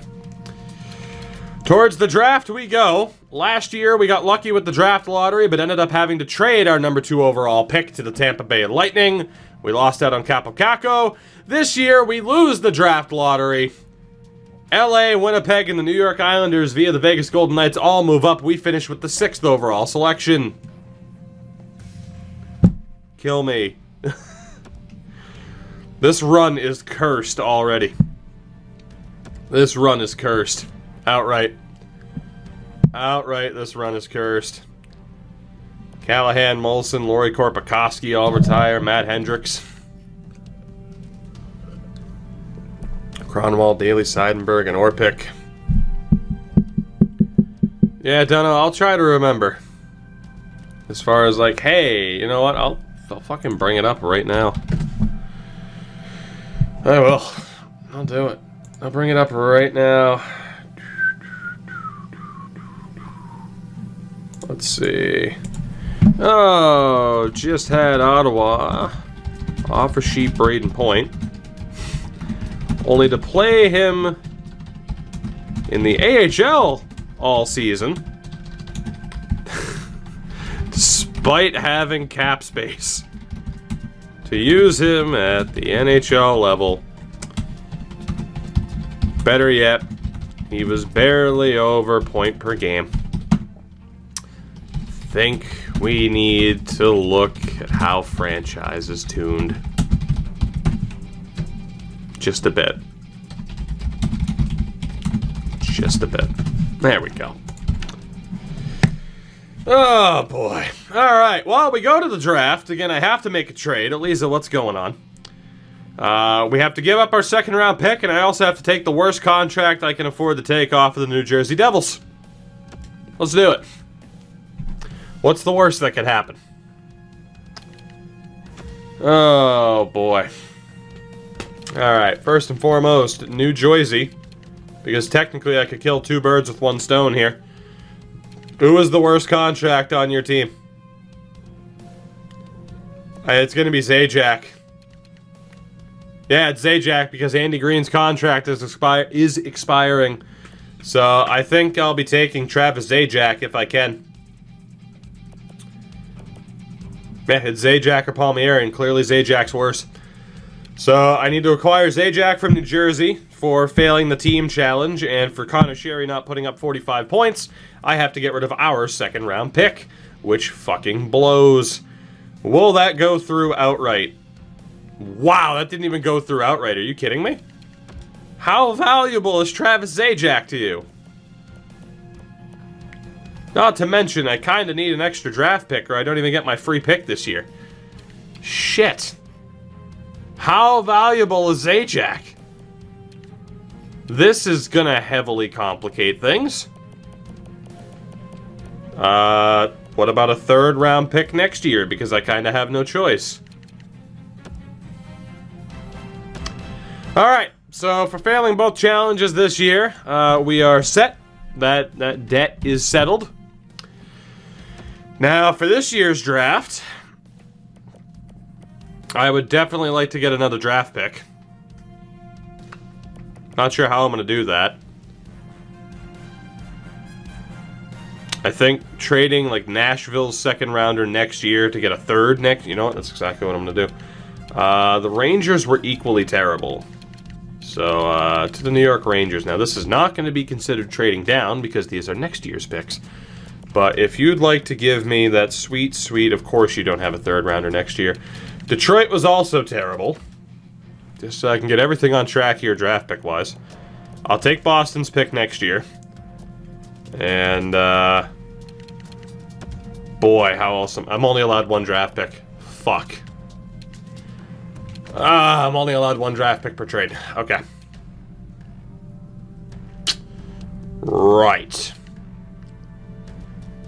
Might not end up with 7 picks in this draft. Might only end up with 6. So be it. Right now we're missing the 6th round pick. Let's see what we got. I don't really think we have any room to trade up. I mean, I'm sure the Kings don't even want to trade the pick. No, so that's impossible to get. That's impossible to get. 2nd round. Ooh, Winnipeg. Winnipeg, 2nd overall pick. This could be our trade up.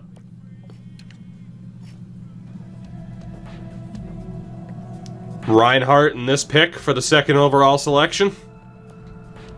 We know Reinhart wants to leave anyway. He's an RFA. But the number 2 overall pick in this draft, it's either generated Stanley Lutzer, Gunler, Lundell. Yeah, I think that's the way to do it. Winnipeg, let's talk. Reinhart wants to leave anyway. I think this is the way to do it. And maybe if somehow, some way, Los Angeles fucked up and didn't take Lafreniere, then we're going to be in for a pleasant surprise. But, you know, Reinhart wants to leave. He's an RFA. Will this go through? They don't have the money to do it. I don't think we have any other way to get this pick, unfortunately. It's going to be really tough otherwise. Is there anybody else of decent value? They do want Tage Thompson. Tage? Quite far off. Yeah, I'm not going to have the value to do this. Unfortunately, I'm not going to have the value to do it. Like, Montour won't work, and I don't really want to give up Middlestat or Vesalainen. So, that trade-up option isn't going to work. It was worth a shot. Lafreniere did go number 1 to Los Angeles. Do the Islanders at number 3 want to trade this pick? They do not. I think we're at that point, we're probably locked into the 6th pick. We'll still get somebody half decent, though. So, let's just go ahead and sim. So, you have Lutzer, who's computer generated. Of course, we're not going to know the overall. But he is a 3rd line guy immediately. Noah Gunler goes 3rd, Anton Lundell, and McElroy. So, with the 6th pick, our first pick of this draft, it has to be somebody off of this list. And it's either going to be Casper Simon-Taival, Noah Delamont, who I might take over Simon-Taival just because we're using him in the Finnish series. Koivu comparison, which is just perfect. Noah Delamont. Subban comparison, man. And then from there, unfortunately, people might not agree with it, but Perfetti, Byfield, and Rossi are down a little bit from where you might think. I think we go for Delamont.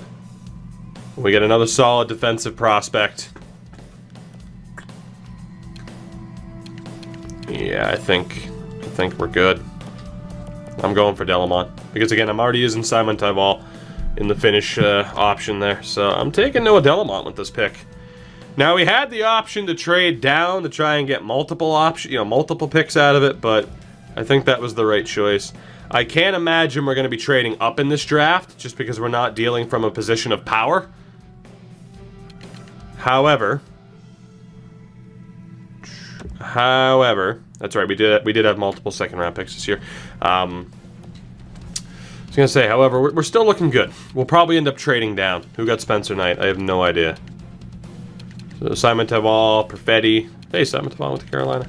Byfield, Perfetti, Drysdale, Marco Rossi, Connor McClellan, Alex Holtz, Lucas Raymond, Dylan Peterson, Cole Sillinger, Theo Rocher, Barron, Tanner Clevin,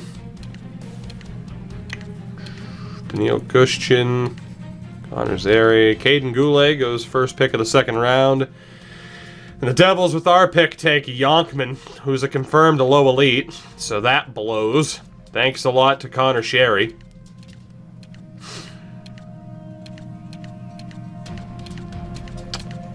Alright, let's see what we got.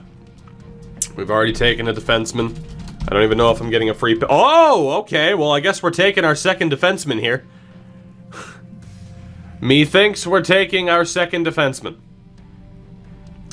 It's not going to be Peacock. Jeremy Poirier is real. Calgary just scored. Double L, Leighton Moore is real. Oh, look who it is. It's Jeremy Biyaka-Butaka. Batuka. Not Butaka. Batuka. Yerky Lumala. Marcus with 2 S's. Kahesnikov. Or Jim Davidson. I mean, it seems like Yerky Lumala is the best way to go. There's really no other choice. All the other players are real. I guarantee he's a defensive D-man. We're going to take our other defensive option here. Let's take Luamala. So we'll aim to take forwards and a goalie next. But, again, I don't know if we're going to end up... Don't know if we're going to end up with a defenseman or an extra pick in this draft, basically. So, we'll see. Sort by your scout. I had a feel, well, that early on, there weren't going to be that many major differences. I'm alright with getting the defensive picks out of the way. Not a bad way to bolster that up, especially after we traded quite a few people. Alright, so, Evan Neal's not that great. We have Tony Heavinen. No real way to know. Dylan Garand is a goaltender. I know he's not medium elite, though. Or Jerry Dingle. Jerry Dingle. 1 goal in 28 games in Liga. But his name is Jerry Dingle. Not bad. Yeah, no guaranteed good players there. Warren Climby. Philip Buzik. Well, actually, hold on. Let me take a look at the scout rankings again. Oh boy, I just now saw the whole Barry incident with Anderson. How good is Evan Neal? B's and C's. Buzik? A shooting. For a 17-year-old, but low 6 potential really sucks. Like, that's a terrible potential this year. So, in my opinion, it comes down to Tony Heavinen, Dylan Garand, or we go for Jerry Dingle. Jerry Dingle would be solely for the name. What do you guys think? Heavinen, Garand, or Dingle? Do we take a right winger or a goaltender? Garand wasn't even that good in the W, unfortunately, but we do need to aim to take a goaltender. Alright, people are already on board with Jerry Dingle. Jerry Dingle it is. Amazing name. We'll take him. We're going to aim to take a left wing, a center, and a goaltender. And we'll have to trade down if there isn't that potential option. And there is that option, at least for a left wing and a center. Theodore Koch or Dmitry Solovyov. Those are the 2 options right here. Let's check our scout ranking. Swominen's not that good. Lutonen. Alright, so Koch and Solovyov are both still there. Let's take a look. So Koch had 3 points in 26 games. But that potential could be nice. Emilio Perreault had 41 points in 61 games as a 19-year-old in U.S. Central, so that's going to be a no from me. Tony Lutonen as an 18-year-old, 23 games, no points. And Dmitry Solovyov, 4 points in 23 games.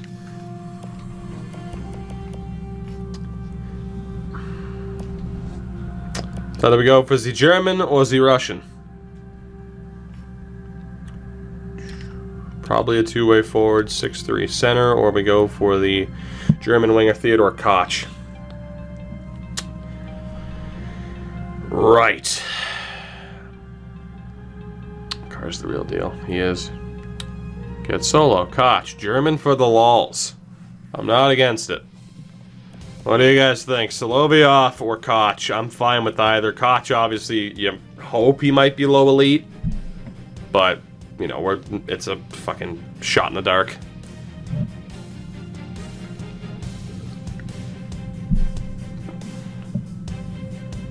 Just keeping an eye on the Avs Flames game, of course.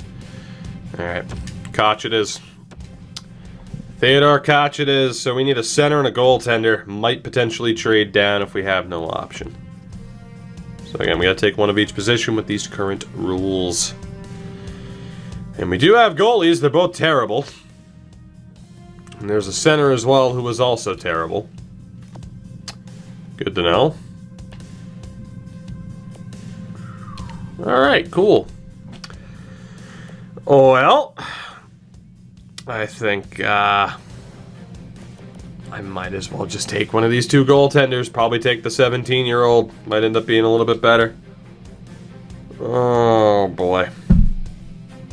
Or I trade down and hope for the best. Again, I'm not allowed to scroll down. That's cheesy. Too easy to find medium and, you know, low elites. Franchise goalies. We keep it random. I'm gonna get Lascio Sala. I'm gonna hope for a center in the 6th round. Or the 7th round, because we don't have a 6th round pick. I'm only taking a Sala just based off of the deals. And then we do have one center, Brandon Ekblad.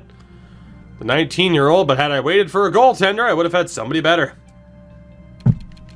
Shit. Ekblad's the guy. He's the only option. Brandon Ekblad, 19-year-old. Skate. Oh, that's good for a center to have weak faceoffs. He's the pick. Trying to prevent me from having a surefire gem with every selection. The unfortunate Connor Sherry failure means we only get 6 draft picks this year. We did okay, hopefully, with the top 4. The last 2 picks were a bit disappointment. You know, a bit disappointing. They were a bit of a disappointment, but player morale-wise, what do we got? There really wasn't anybody else to trade either. Hello, Travis Zajac. Welcome aboard, buddy. And Sam Reinhart, I don't care. Sam, I don't care. I'll trade you if I want to trade you. You're an RFA. You are at my mercy right now, and I don't really think I want to let you go. How does that make you feel? This overtime is outrageous, by the way. I'm rooting for Colorado. Sorry, Calgary. Alright, let's re-sign these dudes. Or dudettes, potentially. At least one was a dude.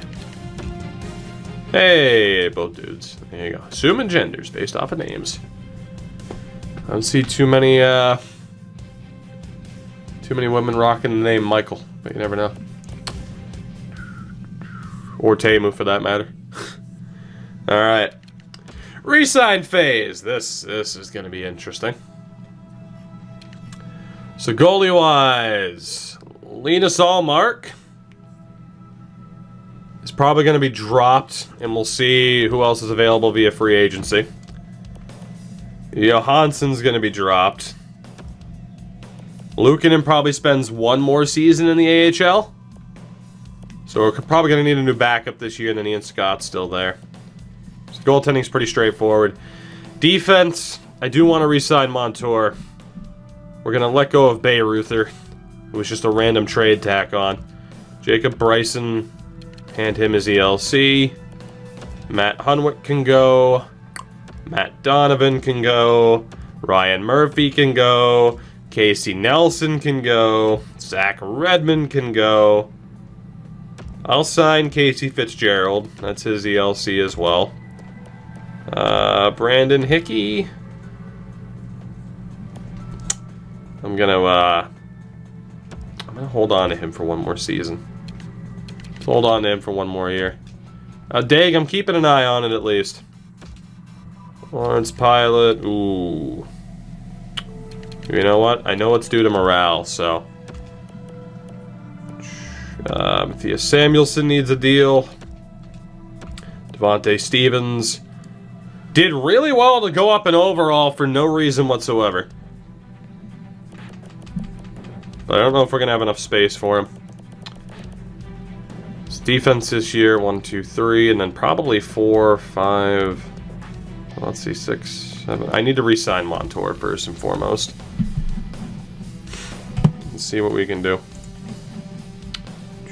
So re-sign wise, I mean, it's pretty straightforward. He wants 4 years, which I'm fine with. I just want to see if we can get that price down. Try to get him down to like 4 or 5. And then we'll see what the update is from the defenseman. Right wings, Pominville and Reinhart. Of course, that's going to be rough. Probably let go of Pominville for the moment, then see who else is out there. Reinhart, we're going to qualify at least. And we'll at least offer him a contract. He is looking for nothing right now. I'm only allowed to bump it up to 6, but I will do that. I'm going to see if after requesting a trade twice over, the AI is dumb enough to sign a cheap contract. That would be very interesting. Connor Sherry, I don't even know if I want to bring you back at this point. Ronaldo can go. Olofsson's going to go. Murray probably has to be signed. Tampa, Omega Law. Alright. Oh boy. Middlestat needs a contract. That's an obvious contract to sign. I want to try to get him under a 3-year deal rather than a 2. Drop that down to like 2.2. Save myself a little bit of money in the long term. And we'll figure out the rest from there. Let's see. So, Reinhardt. Oh, boy. Okay. Alright. Wow. Wow, wow, wow, wow, wow.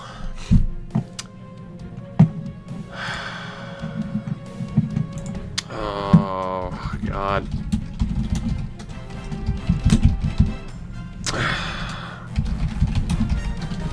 Give me a second.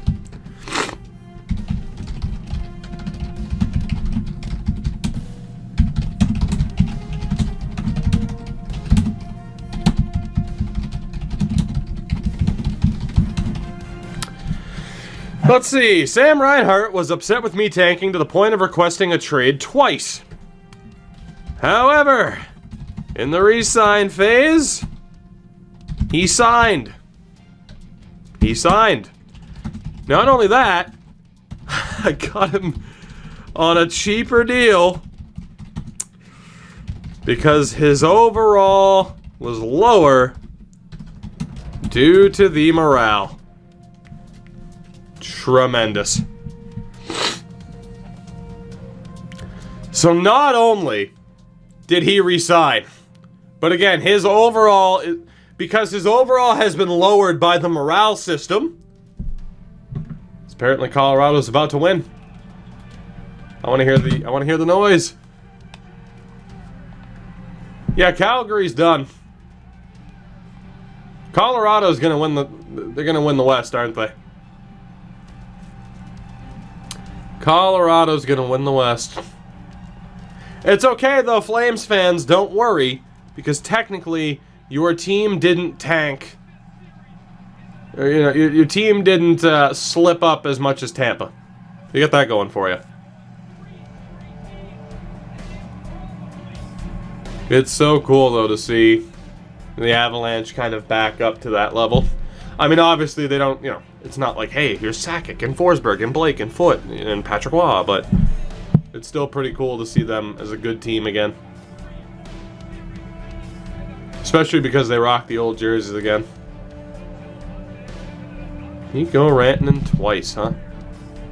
Tying goal and the winning goal. Not bad. Not bad. Boris, what's up, buddy? So again, to recap. Sam Reinhart's pissed with me tanking, requested trade twice, still re-signs with me on my first offer in the offseason, and technically I get a cheaper deal because of it. Oh boy, Montour rejected. Middlestat's back, Pilot's back, Hickey's back, Fitzgerald, Bryson, Samuelson. Not bad. Then we'll have to go back to Montour. The 85% trick did not work there. I can't believe I technically just got a cheaper deal on Reinhart. Now I just need to wait for him to, you know, to really turn it around. Which he should in due time. He'll turn it around. It's purely due to the morale system. He'll turn it around. There's no doubt about it. Once we start winning. Which could be this year. You never know. So we have Zajac for a season, thanks to Connor Sherry. Speaking of which, I don't even know if I want to bring Sherry back. Goaltending, we need a backup, but we have one more year of Hutton, and then Luukkonen is good to go. Can't wait for Reinhart to bitch and moan all next season. Even if he does, I'll be able to turn around that morale. It's just a matter of time. So again, Montour wants a 4-year deal. I could bump it up to 5. Let's see. That'd be about, let's go 4.75 over 5 years. It's not too bad. Although, technically, I don't think the only no, that's right, Montour's an RFA, so I don't have to worry about a no trade or no movement, even though he's 26. Hooray for rules. So that's good. I'll never have to worry about him having a no movement or a no trade. So defense is going to be 1, 2, 3, 4. Let's see, right now we have 5, 6, and then 1, 2, 3, 4, 5. Alright, so out of this group, ideally I'd only bring back one of the 6, or one of the 3. And I hate to say it, but Devontae Stevens is going to have to go. As is Kuukkanen. We're going to sign Kronholm, though. Give him a chance. Can't you just trade Reinhart after July 1st? Indeed I can. And it would have been pointless to let him go as an RFA because I wouldn't have gotten that much back for him. So, that worked out absolutely perfectly for me. Only question now is whether or not we sign Noah Delamont, which I might hold off on for a season or 2. And then forward-wise, we have 3, 4, 5, 6, 7, 8, 9, 10, 11, and 12 with Tage Thompson. And let's see, AHL is 1, 2, 3, 4, 5, 6, 7, 8, 9, 10, 11, and 12. With only one depth signing. Okay. So, Ogilvy will obviously be dropped. Murray's going to be signed. I don't know if that's Brett or Blake Murray. 85% only works for contract extensions. Not true. It is more likely with contract extensions, but it can work at the re-sign phase still. I just did it in like the most recent finish episode, I think. So, Picard. Not quite. But Mathieu Picard. Thomas! That was a cheap segue, I'm sorry. Yeah, at least that's pretty much the case, right? If I can rehab Sam Reinhart's morale, then I have a ridiculous contract for him. Let's see, Scott Wilson. He hasn't been that bad of a fourth liner for me. I still don't know if I want to sign Jennings this year. I might bring back Wilson. 76 has to be due to the morale, somewhat.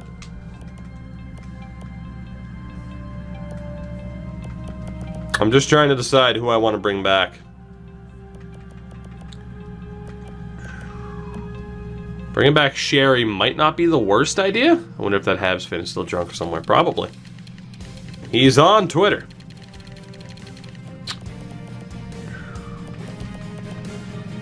We have 32 million. The only thing I'm worried about, who are some pending free agents? We don't know if they're going to get there.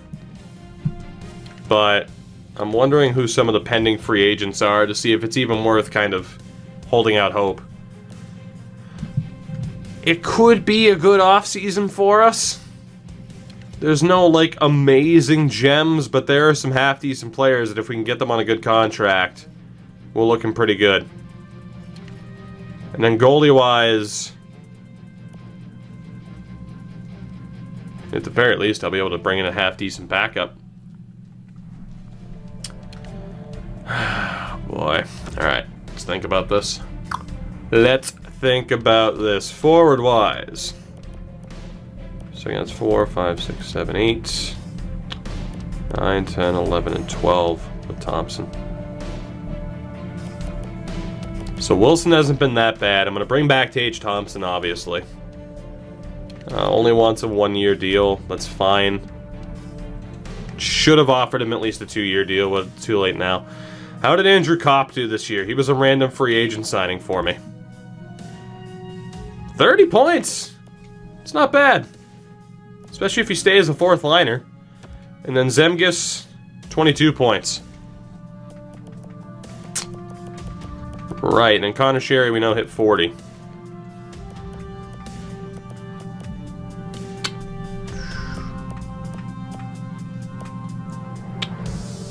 I think we drop Wilson. The only thing I'm nervous about is bringing back somebody that I shouldn't. How much is Connor Sherry looking for? Can I get you on a 2-year deal instead at 2.5? That would be fine by me. Kopp, Gergensons, they won't get me, they won't get me too much on the open market, but let's try to bring back Andrew Kopp. Let's try to bring back Zemgus Gergensons as well. And we'll see who's on the free agent list. We might have to end up dealing 1 or 2 of them, which I'm trying to avoid as much as I can. Signing someone and then end up moving them, but, Kopp, Gergensen, Sherry rejected, Montour rejected. Everybody else accepted, though. Who do you think I should be rooting for the Jackets to play in the second round, by the way? Good question.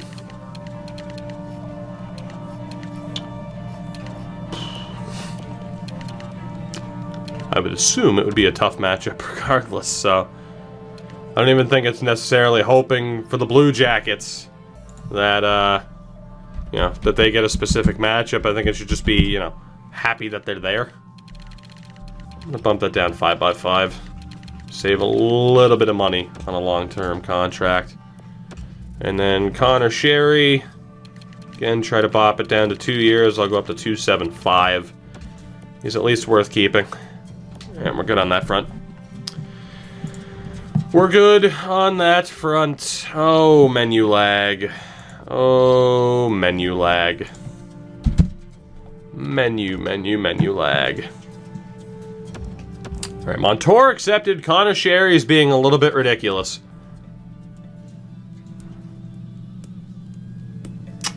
Huh.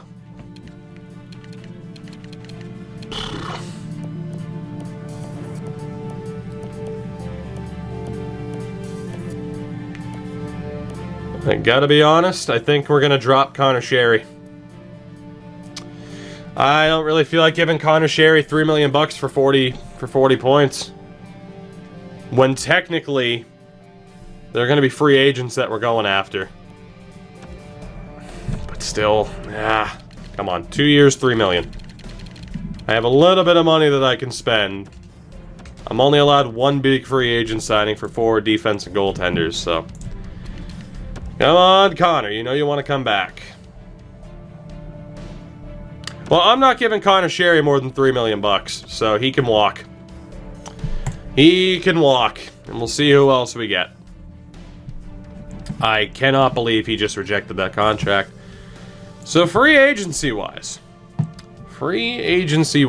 top goaltender. I mean, technically we need a backup, but is there a better prospect? That's the real question. So top backup, I could be looking at, say, Darcy Kemper, Riddick, Allmark again, Hadobin. Are there any half-decent prospects, though? That's the real question. I don't think Tyler Wall's that great.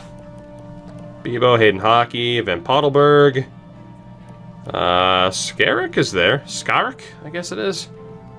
Maciej Tomek, but he's 23. Maxim Zhukov is also available. Justice Anouan. And Chandler Genoway. Why do I have a feeling this goalie might be really good? I have a feeling this goalie's going to be really good. I'm going for him. And I'm going to hope he's a good goalie prospect. And I'll sign a backup later. Top defenseman is Alex Pietrangelo. At 30 years old.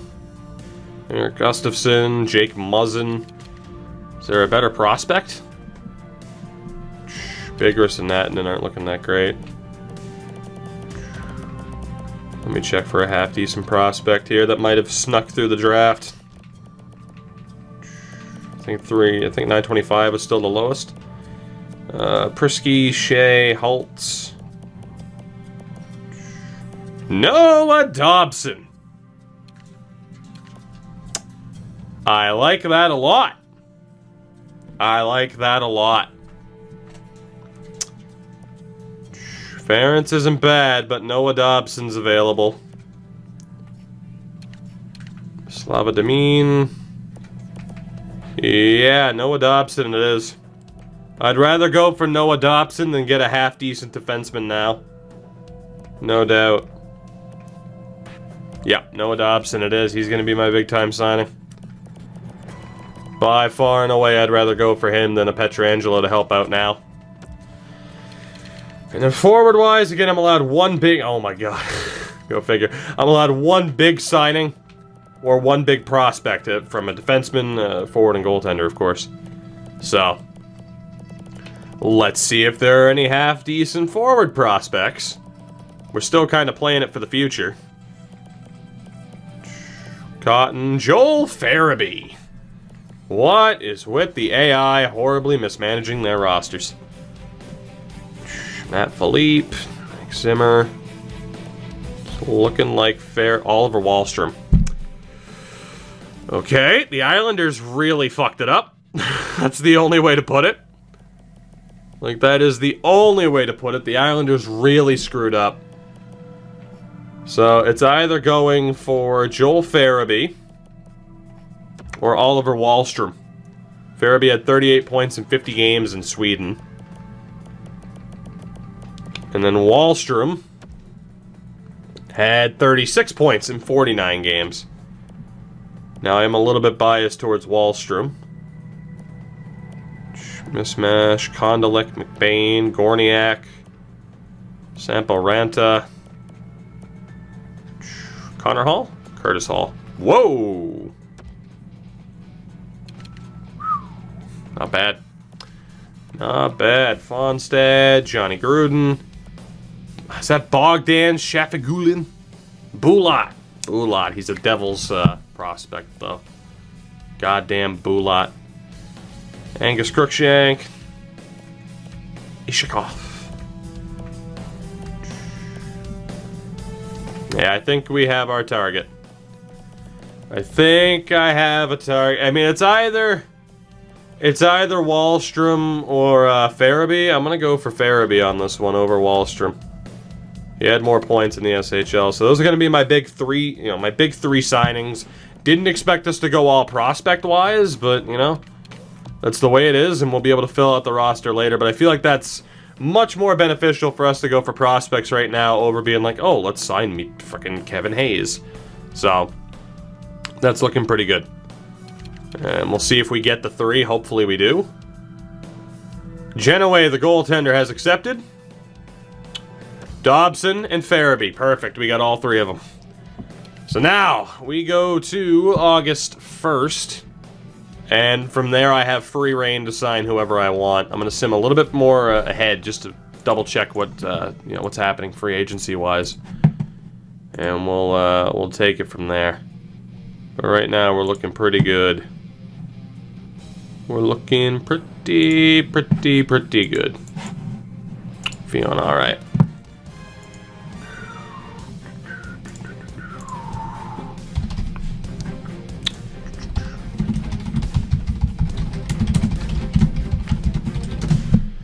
Alright. So let's double check any major free agent signings because there were some half interesting players, mainly the RFAs. And from there, I mean, I wouldn't be surprised if Dubois stays there.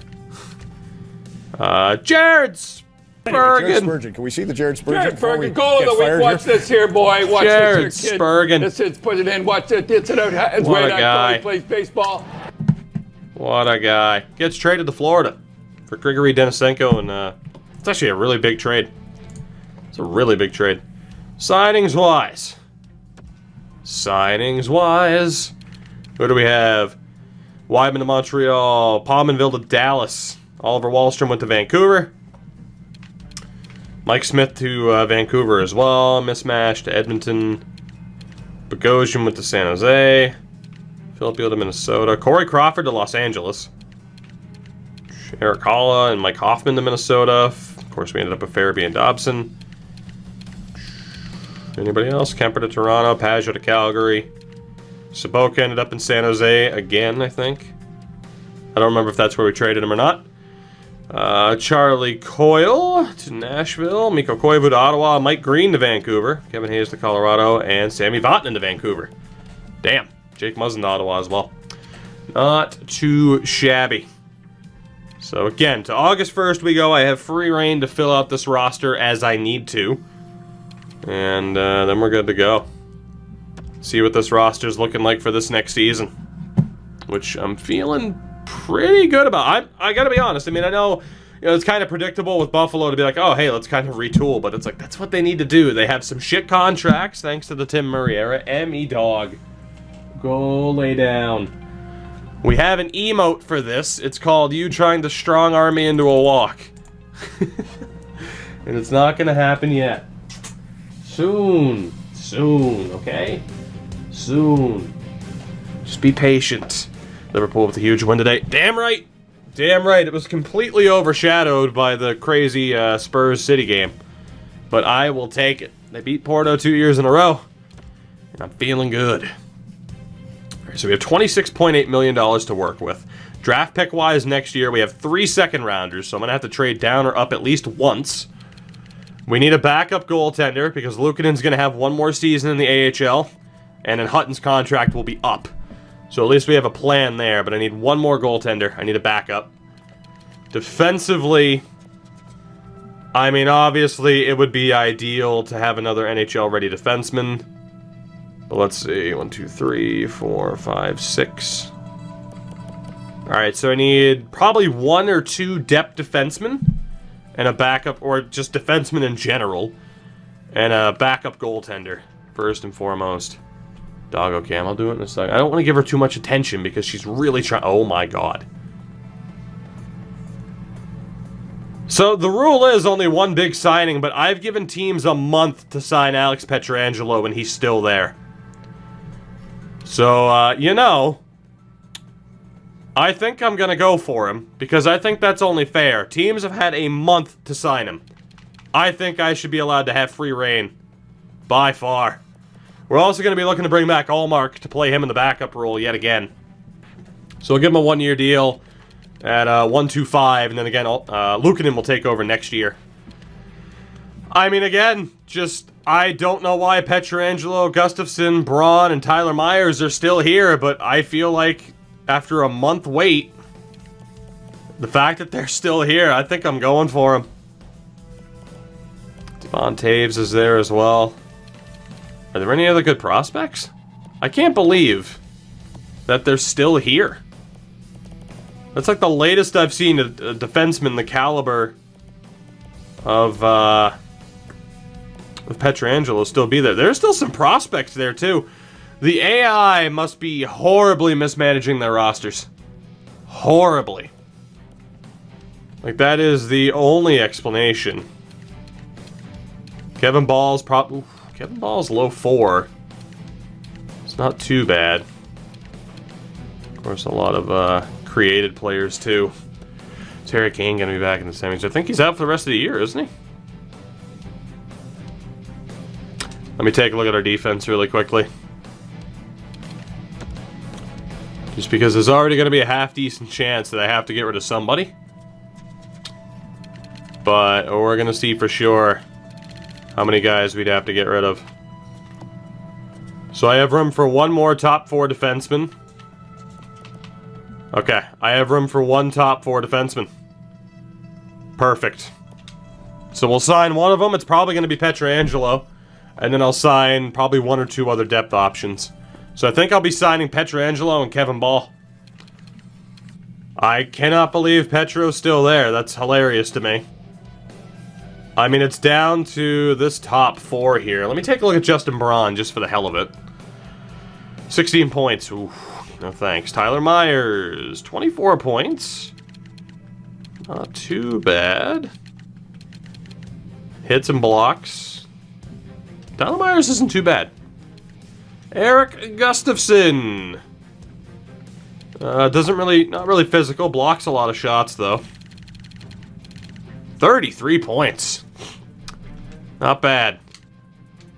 And he's a little bit younger than Pietrangelo as well, but it's Alex goddamn Pietrangelo. 40, yep, okay. Well, that solves that. We're going for Petro. Detroit's the other team interested. He's only asking for a 1-year deal. I'm allowed to bump that up by 1. Although, yeah, it's over 525. So technically, we'd be spinning the wheel for a no movement clause. I'm going to bump that up to 2.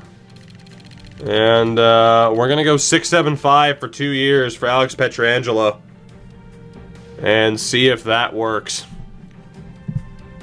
So let's do it. We'll see if we can sign Pietrangelo. And then again, I mean, I think it's only fair to have free reign at this point.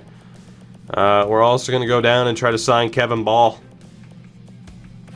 as another AHL option. And let me double check forward-wise. This has drastically changed the outlook of the team. Drastically. We're in a much better spot right now. Much, much better. Turn off my TV, by the way, too. I should have done that. So forward-wise, what do we have? 2, 3, 4, 5, 6, 7, 8, 9, 10, 11. We have room for one more guy. We have room for a top 6 option. Let's see who's there. I should have double-checked about depth, but we'll check again in a second. So I have room to bring in one game-changing forward as well. And Dadonov would be the favorite here, with Dubois being a very expensive RFA. Like, more expensive than he is in the Hurricane series, which is outrageous. So, I think Dadonov's probably the guy.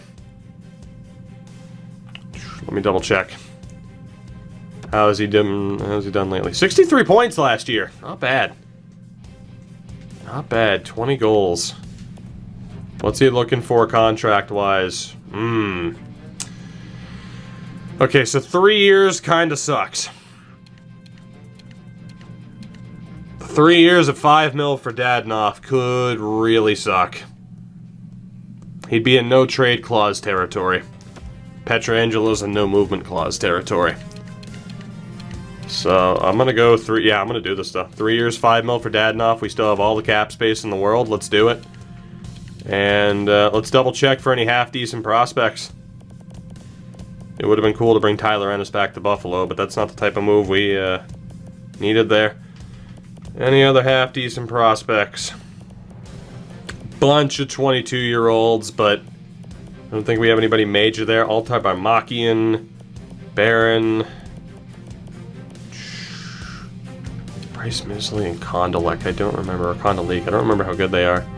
Jack McBain, Jack Gorniak. I don't remember who the hell Curtis Hall is. A Bruins pick, but he had killed it. Johnny Gruden, Angus Crookshank, Kovanov was a 3rd-round pick. Linus Carlson. Decent players here, but nothing too crazy, so I don't think we're going to... Although, in saying that, the other Ryan O'Reilly is there. Tyler Weiss. Perbix, Virta. Lauco. Alright, so nobody crazy. Nobody like, oh my god, I can't believe this guy is still here. Let me go check to see how we're looking. Get the guy who dropped 130. Yeah, Razor, I'm looking at him, to be honest. I'm tempted to check other stats, but I do need to see first and foremost what our offensive depth is looking like down in the AHL as it is. So, let's see. We have 9, 10, 11, and 12 with Picard.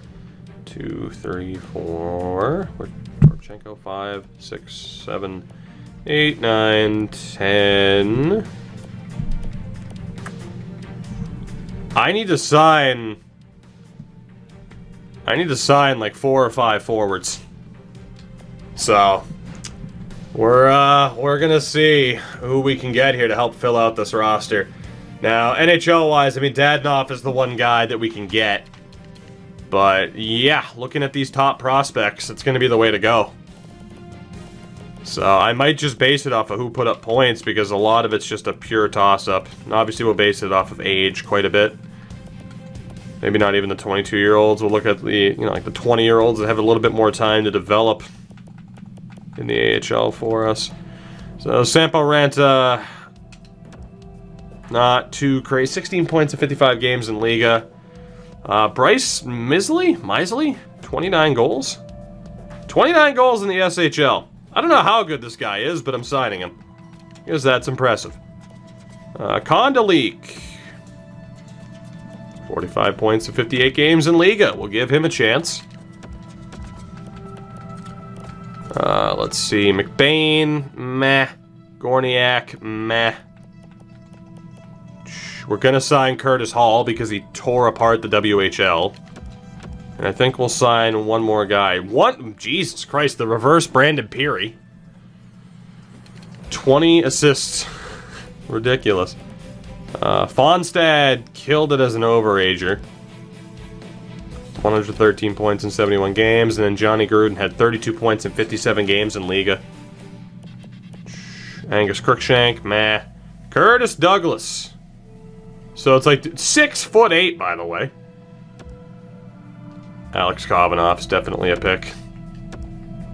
I think from there we're good. Yeah, from there, I mean, technically, Fonstad and Douglas are interesting, but they're not going to have that great of potentials unless they've gotten better throughout the course of the series, so I think we're good on that front. We'll see who signs. Hopefully everybody does. But this roster is going to be looking a hell of a lot better. Pietrangelo outright rejected. Kenny Dadonov signed. So I don't remember how long Dadonov signed for, though. But we got to double check the old no movement. So again, Okpoza has that 15-team no trade clause. Dadonov will have to add to that list. Trying to stop the sim. Kevin Ball signed. Stop the sim, please. Thank you. Hopefully Petro's not gone. Alex, buddy, trust me, I think I have the money to convince you. I think 5 mil, 3 years, thank you. Petro, I think I have the money to convince you. How about 6.9 million? Nice. Please? Alright, so for Dadonov, 3 years, so you know what that means. It is time to spin the generic wheel of destiny. And it is either going to be, how long is this no trade going to be for? That's the real question. That's the real question. Let's find out. How long do we have to stay loyal to Evgeny Dadonov for? 2 years out of 3. Not bad. 2 years out of 3. I like it. I like it. So, let's see. So again, with Okpozo, it's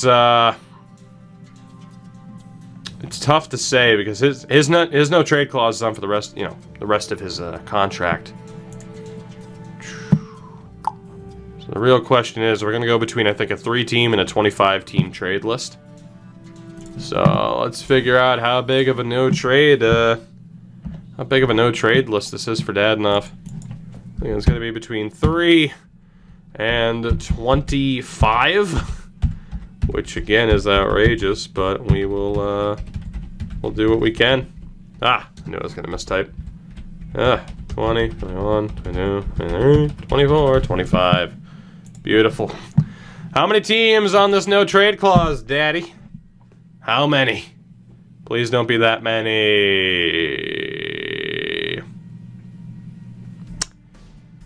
Alright, so if we ever get around to wanting to trade Evgeny Dadonov, it's gonna be, that's gonna be a tad bit problematic. Very few options. So, I mean, granted, in the final year of his contract, that no trade clause expires. Odds are, I wasn't going to trade him within the first 2 seasons anyway. Roussel hits 20 goddamn months. I see what Pyro was saying now. Maybe that alert is a bit anticlimactic, perhaps. Roussel, buddy, congrats on the big win for the Stars tonight.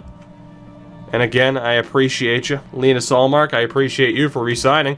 Kovanov signs, Hall signs, Misley, Kondalik, Petro.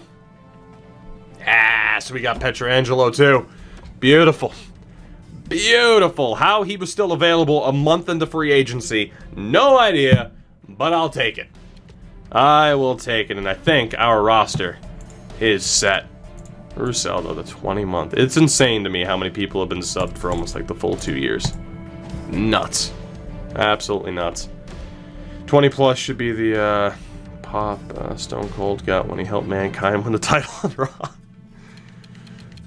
You know, just for that. Just for that, or my favorite Mick Foley clip. When he finally hits the Rock with the counter of, it doesn't matter. Ooh, that's not good. That's not good. Alright, our goalie situation just got a little bit complicated. 50 and 07. Ben, a busy college student, wanted to say hi. Please beat the Leafs. Thank you for the bits. I appreciate it. And, you know, here's hoping that the Bruins are successful. Right? Right. Oh, God. Alright, so I think our defense is okay. Our forward core is okay. That goaltending situation just changed quite a bit, though. Emmy, dog. What? What's the matter? What? Show the people what you're doing. Look at my dusty-ass monitor. You're just sitting there, staring at me, hoping for a walk. You're gonna get the walk. You're gonna get that crazy late-night walk. You just gotta wait. Good things come to pups who wait. Okay? That's all I'm saying. That's all I'm saying. Don't be hollering at me. I don't want to deal with your hollering. What? You can't strong-arm me. You're just a dog. You're just a dog. What? What? What are you doing? Huh? What are you doing? Come here. Come here. Come say hi to the people. The people want, you know, the people of the Twitch and then eventually the YouTubes. Come here. Come on. Give me the pause. Give me them paws. Or don't give me the pause. What I have to deal with. Webcam. Can't really straighten. Look at this. Look at what I'm dealing with. Look at this. What are you doing? What are you doing? Oh, God. Alright, can I get back to work now? Can I? Thank you. Oh, God. Sorry to disappoint you from going from cute dog to this face, but, you know, we do what we can here. Oh, God. Alright. Let's see what this team looks like here, shall we? We went from hopeful to rebuilder. How did that happen? Why did that happen? That's not good. That's not good at all. Goalies. Fuck, Luukkonen's NHL ready. But I don't want to play you as a backup. Oh, God. Alright, well, I really don't want to trade Allmark or Hutton, but something's got to give. Something's got to give. And then we'll probably have to sign another goalie. Defense. Pietrangelo, Dahlin, Montour, Risto. Something's got to give with that. Oh, God. Alright, so, yeah, this team's going to change. This team's got to change a little bit. Okay. At the very least, Varg, you're hilarious. Between Fox, Bryson, Borgen, and Pilot, actually two of them have to go. And then we got to trade a goalie. Put them on waivers. That's the issue, though. There are no waivers in the preseason. No waivers in the preseason, so we're kind of stuck. Pilot's the oldest and has already had issues with morale. I guess the issue is between Bryson. Borgen's on a one-year deal, whereas Bryson just started his ELC. I think it's got to be Borgen, Pilot that end up going, just based off of the age. I think it has to be. And then goaltending-wise, not that I want to trade Ullmark, but now might be the time. Eliza, take it easy. It's all good. We're just gonna get the team set for the next season. You won't miss too much. So Borgen and Pilot. I mean, I want to try to get something for him instead of sending him down on waivers if I can. So Ullmark has no trade value. But we could potentially be a playoff team this season if I keep Carter Hutton for one more year. He's 34, he was awful last year. Ullmark was terrible last year as well, but the year before he was okay. I mean, running with Ullmark and Luukkonen for one season and then having Luukkonen take over as the full-time starter might not be the worst way to go. Hell, Luukkonen could be the starter this year. We don't know for sure what his overall is. I think the safe bet's trying to move Carter Hutton, right? It's just whether or not I could possibly package all three together to try and make this work. With waivers, you don't get the morale thing. That is very true. But I'm willing to sacrifice it. The Ducks immediately need a backup goaltender. So that is a perfect trade partnership right there if they need defensemen. Which they do need at least one defenseman as well. Perfect. So I can give them... Say I take out Pilot and Hutton. I go with Borgen and Ullmark. Not that I want to get rid of Ullmark, but he's cheaper.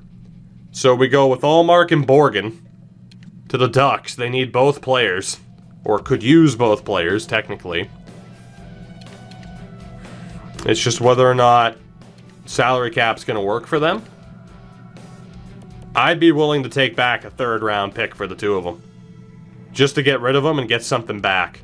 I signed Ullmark with the full intention of keeping him, but it just hasn't worked out that way. So I'm good with this if they are. I'll take it. So, I mean, we got in trouble for signing Ullmark and immediately trading him, but I would rather get in trouble for that than sit here for an hour and a half and try to find the right trade for Hutton.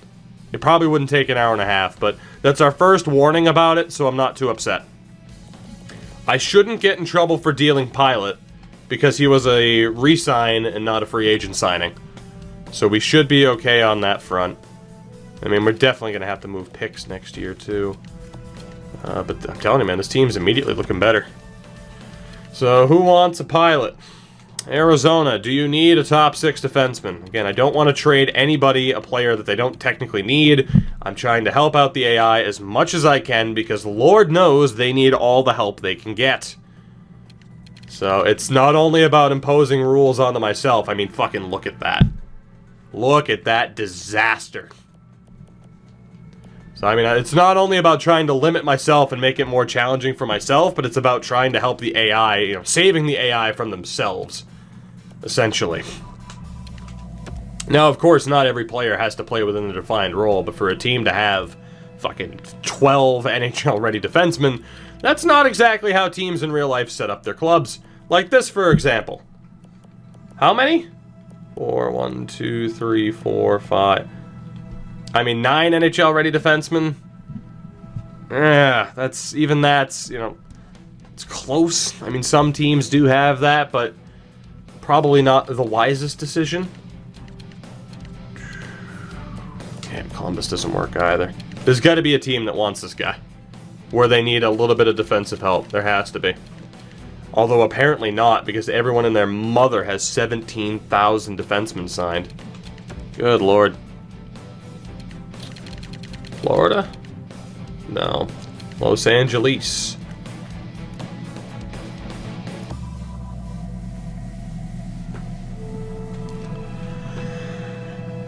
Case in point about the AI needing to be saved from themselves. The Los Angeles Kings have 2 NHL caliber defensemen on roster. 2! 1, 2. 2. I don't even have anything for that on the stream deck. We're told not to be stupid here, and you're acting stupid. Hey. That's about as close as it can get. Or this one. Rich, I'm richer than you, and you can speak, right? So don't start telling me how to I can count. 2 NHL-ready defensemen. 2. They have $1.4 million in cap space. They just signed Corey Crawford, despite having Mrazek and Quick still on roster. Quick is there for 3 more years at $5.8 million. Why the hell would they sign Corey Crawford? I mean, it needs to be better. It needs to be better. I've talked about it before. Franchise mode for me, it's gotten better. For sure. Definitely gotten better. But my God, does the AI need to be improved. Like, I don't know when they would have gotten Artem Anisimov, but why? Would they not try to deal... Like, why, for example, Dustin Brown, Jeff Carter, Ilya Kovalchuk, why are they not on the trade block? By them not being on the trade block, that says that this team is going for it with 2 NHL caliber defensemen. They also signed Connor Sherry, which I offered Connor Sherry $3 million, by the way, so way to go, buddy. I get up getting Dadonov because you rejected my contract. It's just brutal. It is so brutal how poorly that team is set up. Can I get, say, even a 4th round pick for Pilot? I'd be cool with. I'd be cool with this. Rejected. Hey, a 5th round pick works too. To be fair, they do that in real life too. Yeah, but, like, the teams need to be smarter, though.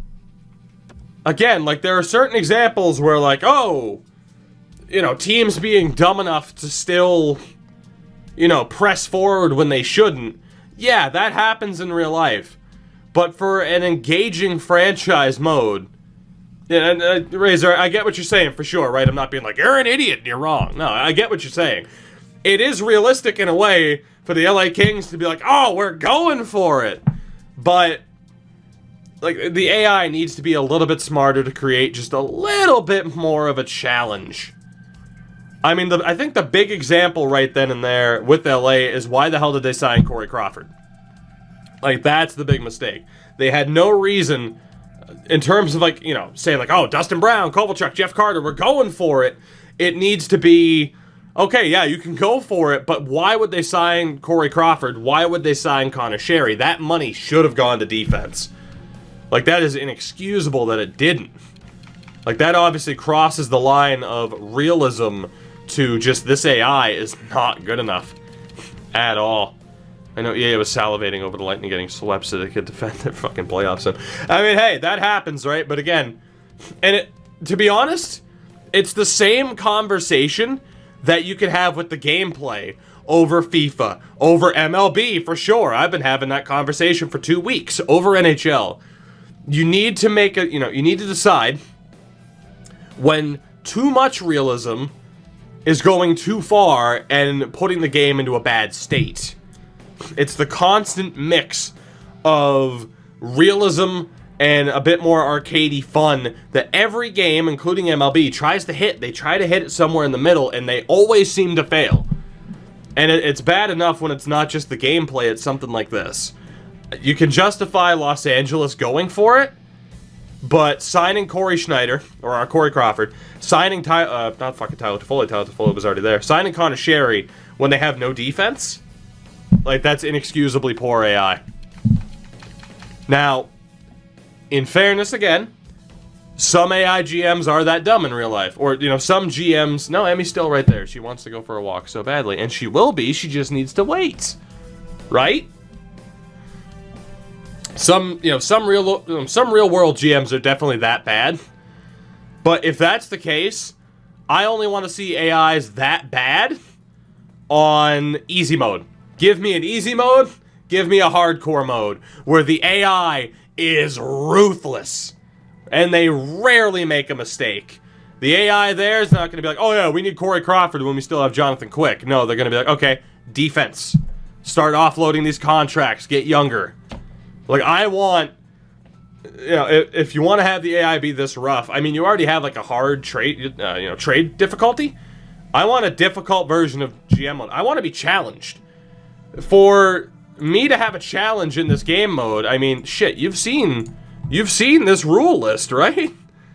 I mean, this is what we got. I mean, I'm having to come up with goddamn rule lists just to make it difficult.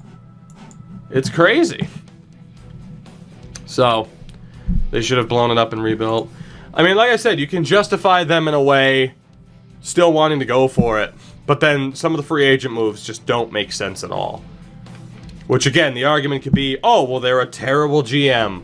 And that's fine, but it's like, I want a challenge, you know? So, I don't know. Anyway, back to this. 2, 3, 4, 5, 6, 7. I need to sign 2 depth defensemen, one for the AHL and one for the NHL. Good thing is the goalie... Actually, I need to sign a goalie too, don't I? I need to sign an AHL level goalie now too, don't I? Yeah, I do. I could sign Ellis, but I'm going to hold off. So, 5th goaltender. So that Ian Scott can be the starter. I'm actually going to write this down. They challenge you via sim engine and RNG. That's the only challenge in this game is RNG. 5th goalie, NHL depth D, AHL depth D. But, yeah, like I said, it's like, if you look at this LA team, it's ridiculous that they signed Corey Crawford to put Petr Mrazek on the block, you know, when they have Jonathan Quick for 3 more years of 5.8. It's brutal. Brutal that they're that bad. And then again, I can't fully see overalls, but like, we know Dion Phaneuf was listed as a minor league defenseman at this point. Minor league top 2. And apparently they signed Ricola, and they have him as a depth option, or he just went up. Like, it's brutal how bad that team is. So it's like, where's the argument, I guess? Is it that, oh, well, it's just a dumb GM? Like, if you want to have the argument of like, oh, it's just a dumb GM, I think we should have, and I think this anyway, the only way to me that that's justified is if we have the ability to hire and fire staff. Right? That's the only way it's justified, is if you have the ability to hire and fire staff. I look at the LA Kings management and say, wow, that team's a mess. Oh, but their GM has a D+ rating, so it makes sense. Until you then see that they have an A+ rating, and it's like, okay, what the fuck? You know? Did they extend Kovalchuk? Let me look really quickly. How plausible is it that you think they put in... As far as no movement clauses and no trades, I'm not sure. Because I do know that a lot of changes in the past, you know, they were like, okay, this would require like a complete rewrite of the entire code, which is a big undertaking. I mean, obviously, I hope to God that they have no movements and no trades in. I mean, that alone would be a good enough change to franchise mode. Obviously, I want a hell of a lot more that I feel like is fairly easy to accomplish.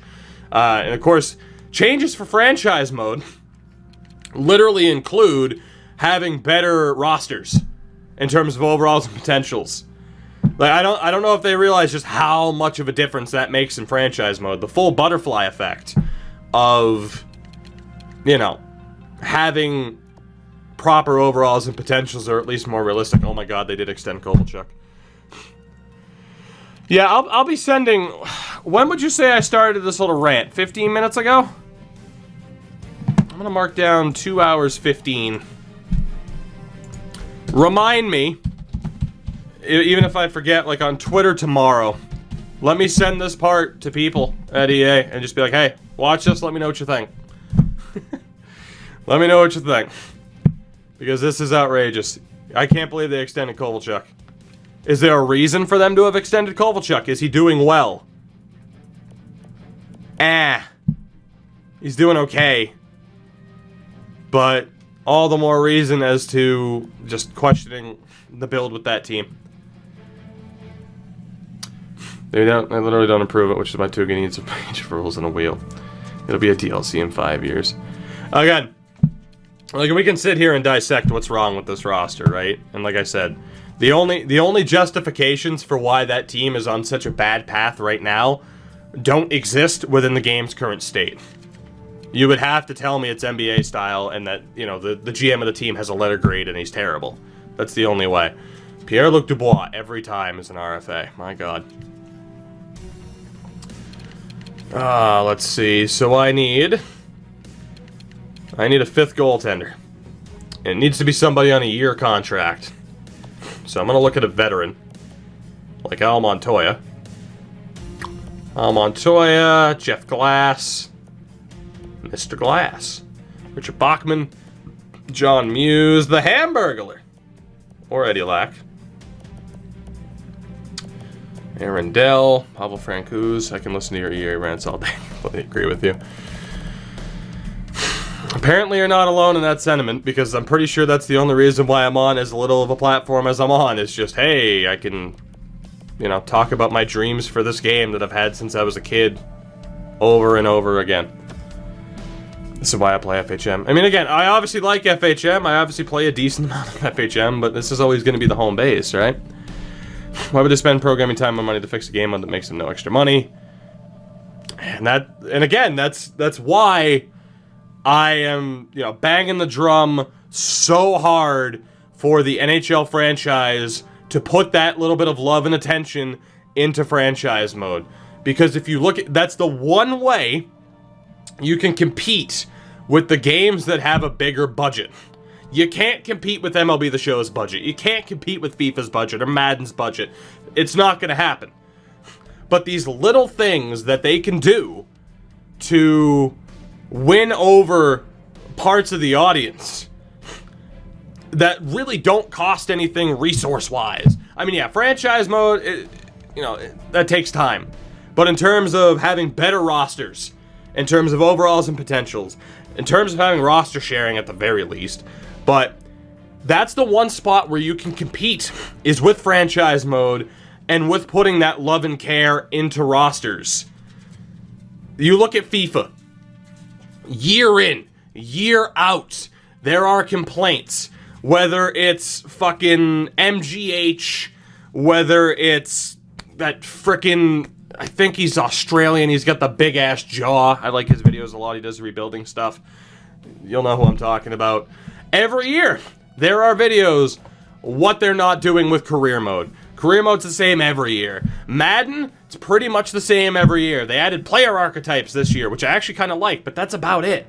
Right? Like these modes. MLB The Show, no changes to franchise mode this year.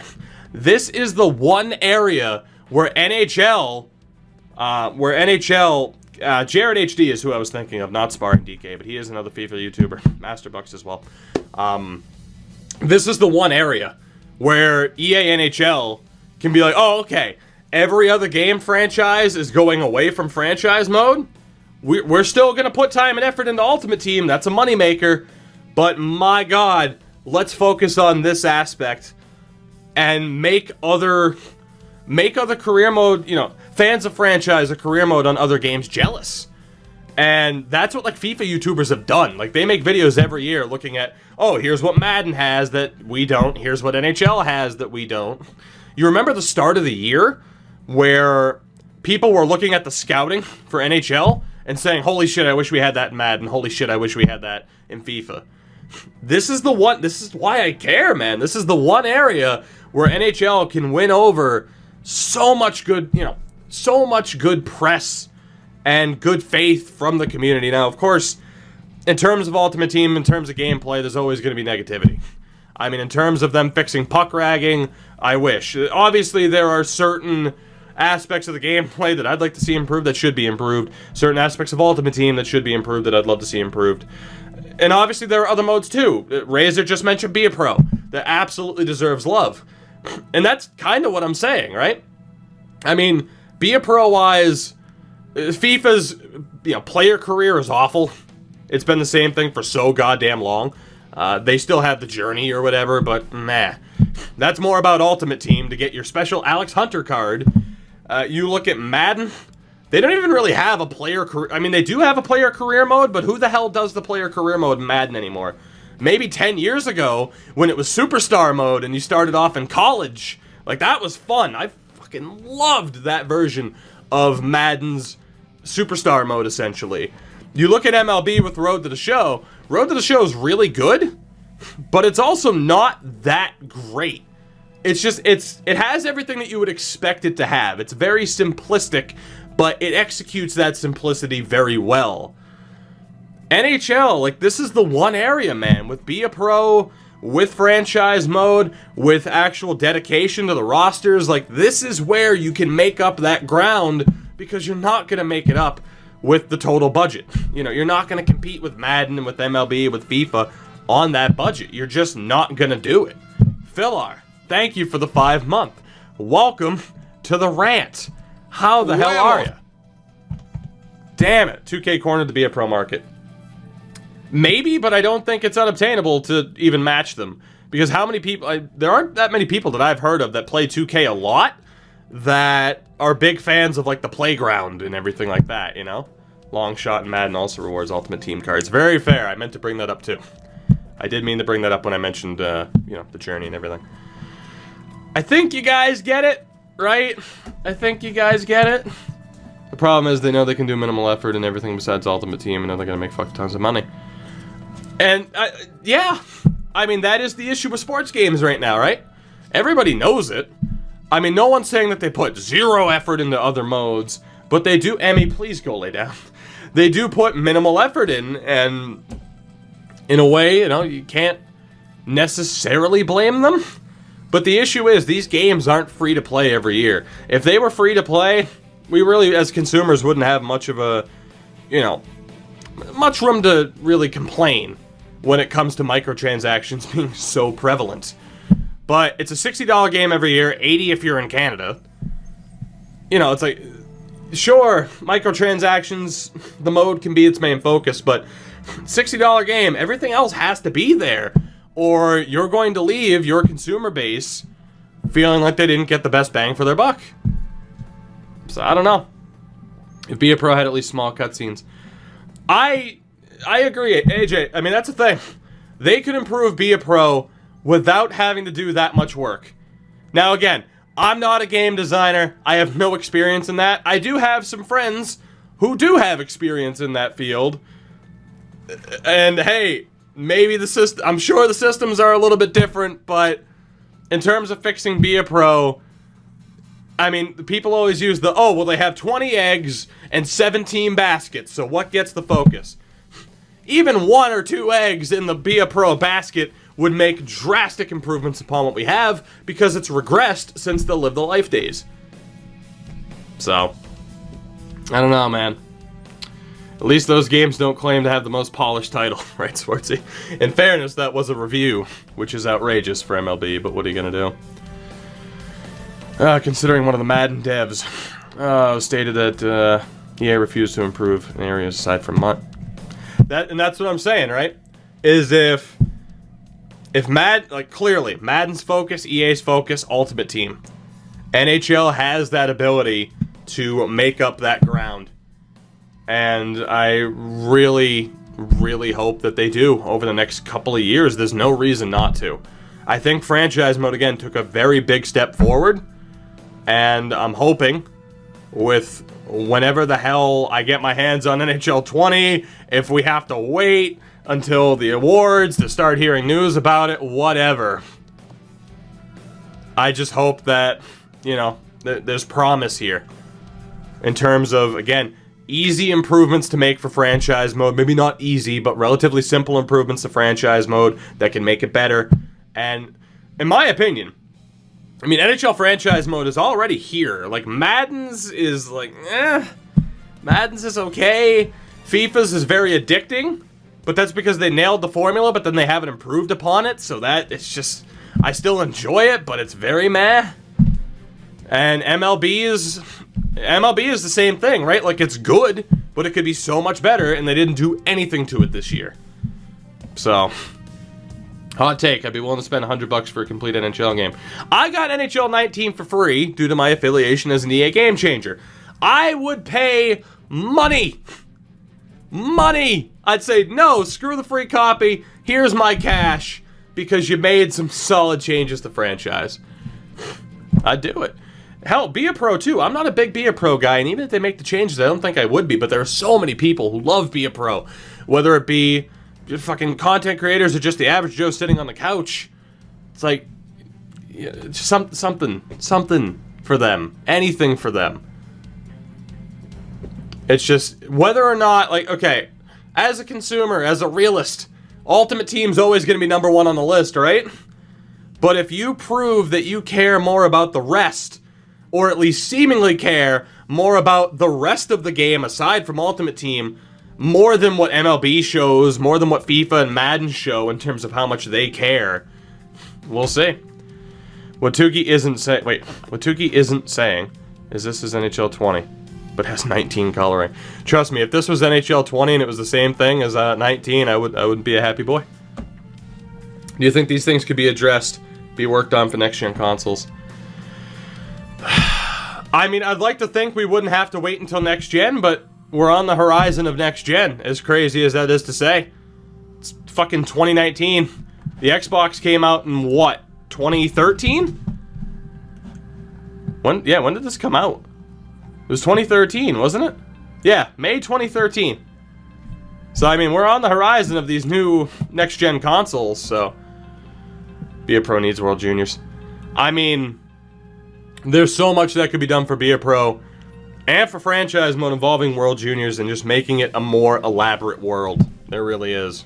So, here's hoping, man. I mean, again, if you get the rights to the World Juniors. Here's the thing, they don't even need the rights for the World Juniors. You can't tell me that they do, because EA had the Champions League in FIFA career mode for years, but just this year they got the UEFA license back. So you cannot tell me that the EA NHL franchise can't have the World Juniors without the licensing. They totally could. Totally could.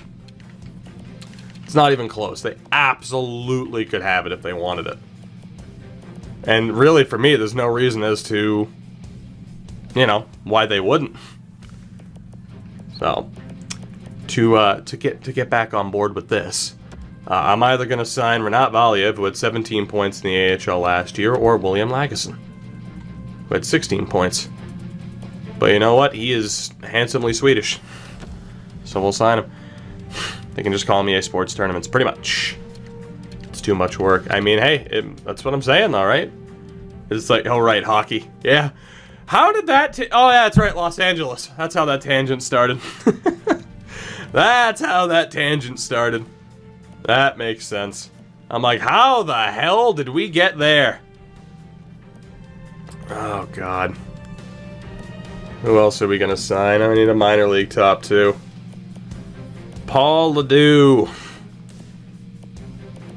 I can imagine someone watching this back on YouTube just hitting the skip button like, when does he shut up and get back to the game?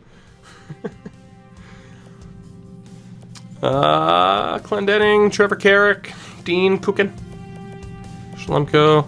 I like Dylan Hetherington. He was a hero in the old school Quebec series. Sign him up. See what we got forward-wise. The Sharky Ducks of Los Angeles, right? Oh, God, I need this, Palmer. You ranted so long that it's now time for the Cup final. I mean, who's to say, right?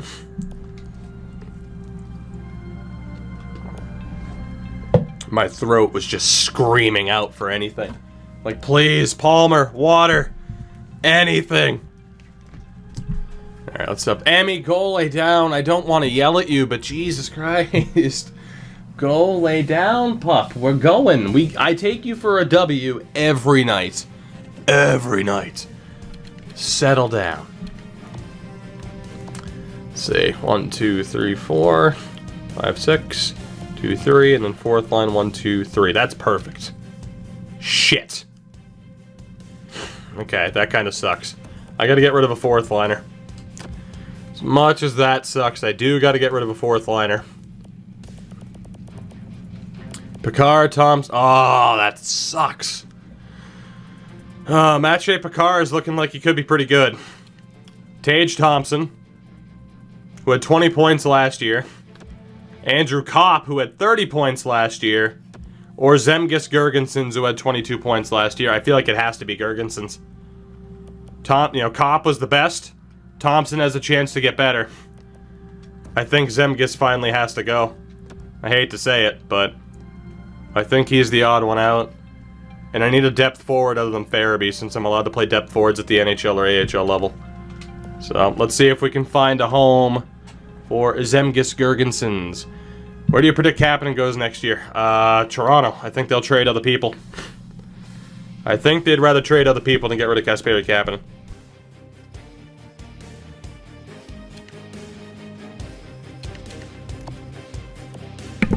I kept Latvia for 2 seasons, but it is time for him to go, unfortunately. Let's see. Winnipeg, if you could afford him, do you need him? I'm still going to try to, again, handle this the right way. Let's see, that's 9, 10, 11. Hey! Winnipeg's a perfect fit. Winnipeg is a perfect fit. Third rounder's probably too much to ask, yep. But hey, I'll take a fourth for Girgensons, that's fine by me. Fourth round pick, again, I'm only allowed to trade for 1 pick to avoid pick hoarding. Fourth round pick for Zemgus, hate to see him go, had to be done. Although Luukkonen is pumped. As is Mathieu Picard, because now he gets to play. Alright, so forward-wise, again, I need a depth forward, and then AHL. Did it call up Farabee? It didn't. Okay. 2, 3, 4, 5, 6, 7, 8, 9, 10, 11, 12, 13, 14. 1 depth forward for both the NHL and the AHL. And then this roster is set. As long as everybody signs, and I think we could be right back in the playoff contention. It's the Pietrangelo signing that was huge for us. Absolutely huge. Let's see, depth forward, Will Lockwood, but he's too good. He'd be on an ELC. You know, fuck it, I'll sign Will Lockwood to an ELC. And then down in the AHL, JT Brown, Gabe Bork, Dmytro Timashov, Zimmer and Philippe Dugan.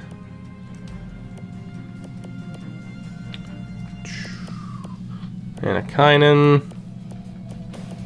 Let's go for a score. How did Duggan? Jack Hacksaw Duggan. 52 points in 58 games in Liga.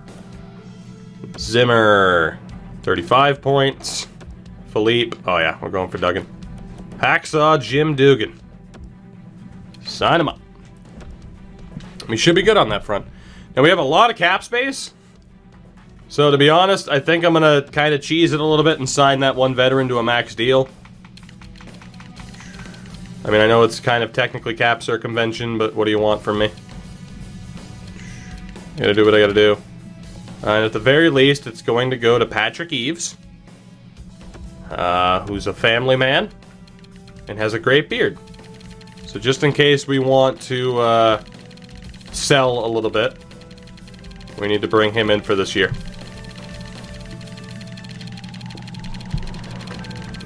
Probably go about 9 million, I'm thinking.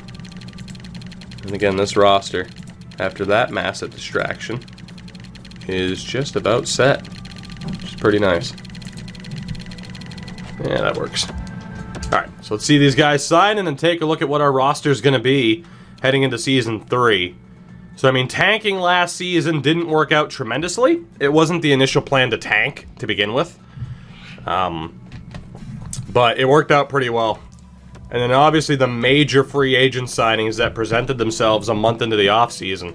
Gigantic. Dadonov, Pietrangelo and some of the prospects like Kevin Ball. Good stuff. So the goalie tandem this year is Hutton and Luukkonen. We don't know how good Luukkonen is. It's going to be Scott Montoya and Genoway. I think it's Genoway, though. Like Che Genoway? Might be Genoway, though, but obviously it's Chandler. I'm talking about the real-world player. The defense. Got to call up Lagesson. And forward-wise, it's going to be... Who the hell was it going to be? I mean, hell, it could be Patrick Eaves. That's not fair doing that cap center convention. Why you do that? It is fair. Allows me to rebuild. Yeah, so the reason why I think it's fair game is because technically, right? Technically, in real life, this game would allow me to call up and send somebody down, as long as it meant that afterwards I was fine. But in this game, I can't do every move I want to do with calling up and sending down players, so it handicaps me. That's the reason why I do it. Just so that I can actually, set up the roster the way I want to set it up. Because technically, I have like 3 steps to make sure it's within the cap restrictions, but it won't let me make step 1 or 2 because it's like, oh, well, technically right now you're under. So, that is why we do it. I think I'm just going to have Patrick Eaves. Fuck it. We'll put him there for the moment. It was No, that's right, it was Lockwood. Never mind. In fairness, we'll have Lockwood sit on the... Well, actually, Lockwood might be half decent. We'll let him play in the AHL this year. Alright, so the roster heading into Season 3. Again, we lost Jeff Skinner in Season 1. But we're going to be looking a little bit better. I mean, if that's the second line when we go best lines, we're looking really good. The fact that it puts Vesalainen, Nylander, and Middlestat together, that looks awesome. So, I mean, fourth line is going to be Pekar, Thompson, and Kopp. I'm going to put Kopp at center until I know how good Thompson is at faceoffs. Now, we do have Travis Zajac this year, which really sucks, but that's our punishment because of Conasheri. Dick, what a dick. But we're going to have Okposo, Zajac, and Rodriguez, I think. Nylander's already a second-line guy, so he's going to be great. Middlestat and Vesalainen also here. So Middlestat will be the center now, between Vesalainen and Nylander, and then the top line is going to be Dadonov, Eichel, Reinhart. And obviously this season is big to try and help Reinhart recover in terms of morale, because it is only a 1-year contract. But we'll see what we can do on that front. So I like this team much, much better. And then defensively, we have Dahlin, Pietrangelo, Montour, and Risto. And then technically I'd want to take out Lagesson or Lagesson, whatever it is, for Bryson. And we'll have him with Adam Fox on that third pairing. And then the goaltenders, again, Hutton and Luukkonen. Hutton is the starter by default. I didn't want to rush Luukkonen, but he will be the backup this year and probably the starter next year. So, we've done well. Dadonov as a free agent signing. Vesalainen as a free agent signing. And for the most part, I mean, the roster's similar. Kopp was a free agent signing. Bring in Pietrangelo. So I've brought in some half-decent players without abusing the trade system and without abusing the draft or free agency, really. Like, I've handicapped myself and still ended up with this half-decent roster to start Season 3. I'm feeling pretty good. And then not to mention the AHL actually has some half-decent options. We want Ian Scott to be the starter with Chandler Genoway. I can't wait to see how good Genoway is. Hetherington, Dobson, Loxton, and Fitzgerald, Samuelson, and Hickey. Do we have anybody else? Getting Noah Dobson's huge for us. Kronholm and Ball. I want those two in the lineup. So Kevin Ball will replace Hickey. And Hetherington will sit for Kronholm. We'll do it that way. Dog walking stream. Probably not. Current phone sucks. Might be getting a new one though soon. Plus it's cold. I don't really feel like holding a phone with gloves on. It is, I believe, just above freezing. Yeah, just barely above freezing. So, and then let me just double check Rochester, which I can already tell I'm going to love the look of this team. We'll put in Ronberg. Yannick Veilleux is not important. Tyler Randall, I love you, but take a seat. for Turapchenko. Powell's not ours, is he? He is not. So Turapchenko's in. I don't have anybody else to sit, though. Shit. What kind of phone do you have? I have an old Galaxy. I haven't updated it in a while.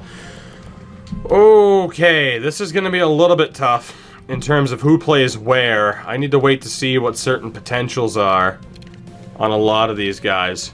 Gloves, you can hear Don Cherry screaming. No, gloves are fine. It's just not a visor, so he'll be okay.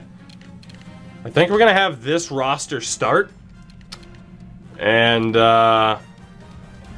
we'll double check, because there are some healthy scratches that I don't want to be healthy scratches, but I need to wait and see how good everybody else is here, and then we'll put those guys into the lineup. So, a little bit of testing, but right now the situation in Rochester looks amazing. And not to mention, I don't hate this team. I'm really excited to see how good Vesalainen and Nylander are. So, Dunno, take it easy. I think we're gonna be winding down here. Obviously, the little NHL talk there kind of, you know, really extended the length of this episode. So, Eichel, Dadonov, and Okposo. I'm going to take the A away from Dadonov. I mean, I think Eichel as captain's fine. Okposo can wear an alternate. That's fine. And then, I mean, I think it's got to be Ristolainen. So. But I really like the look of this team. And I think what we're going to do... I want to sim to the start of the regular season to see if any overalls have been locked up. Although Andrew Kopp getting roughed up kind of sucks. He should be fine, though. I want to see what these overalls are.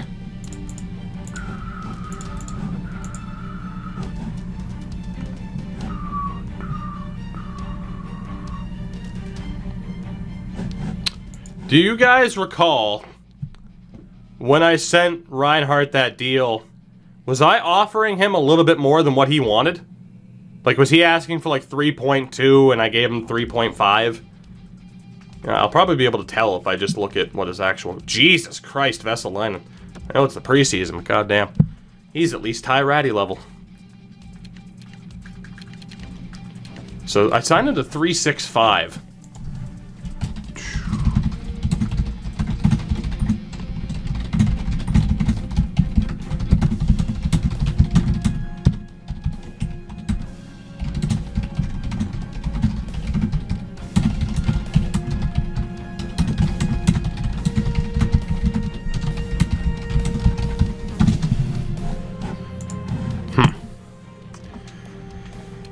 Still don't know how good Vesalainen is, unfortunately. We do know he's listed as a third-line guy, though. That second line put up some points in the preseason.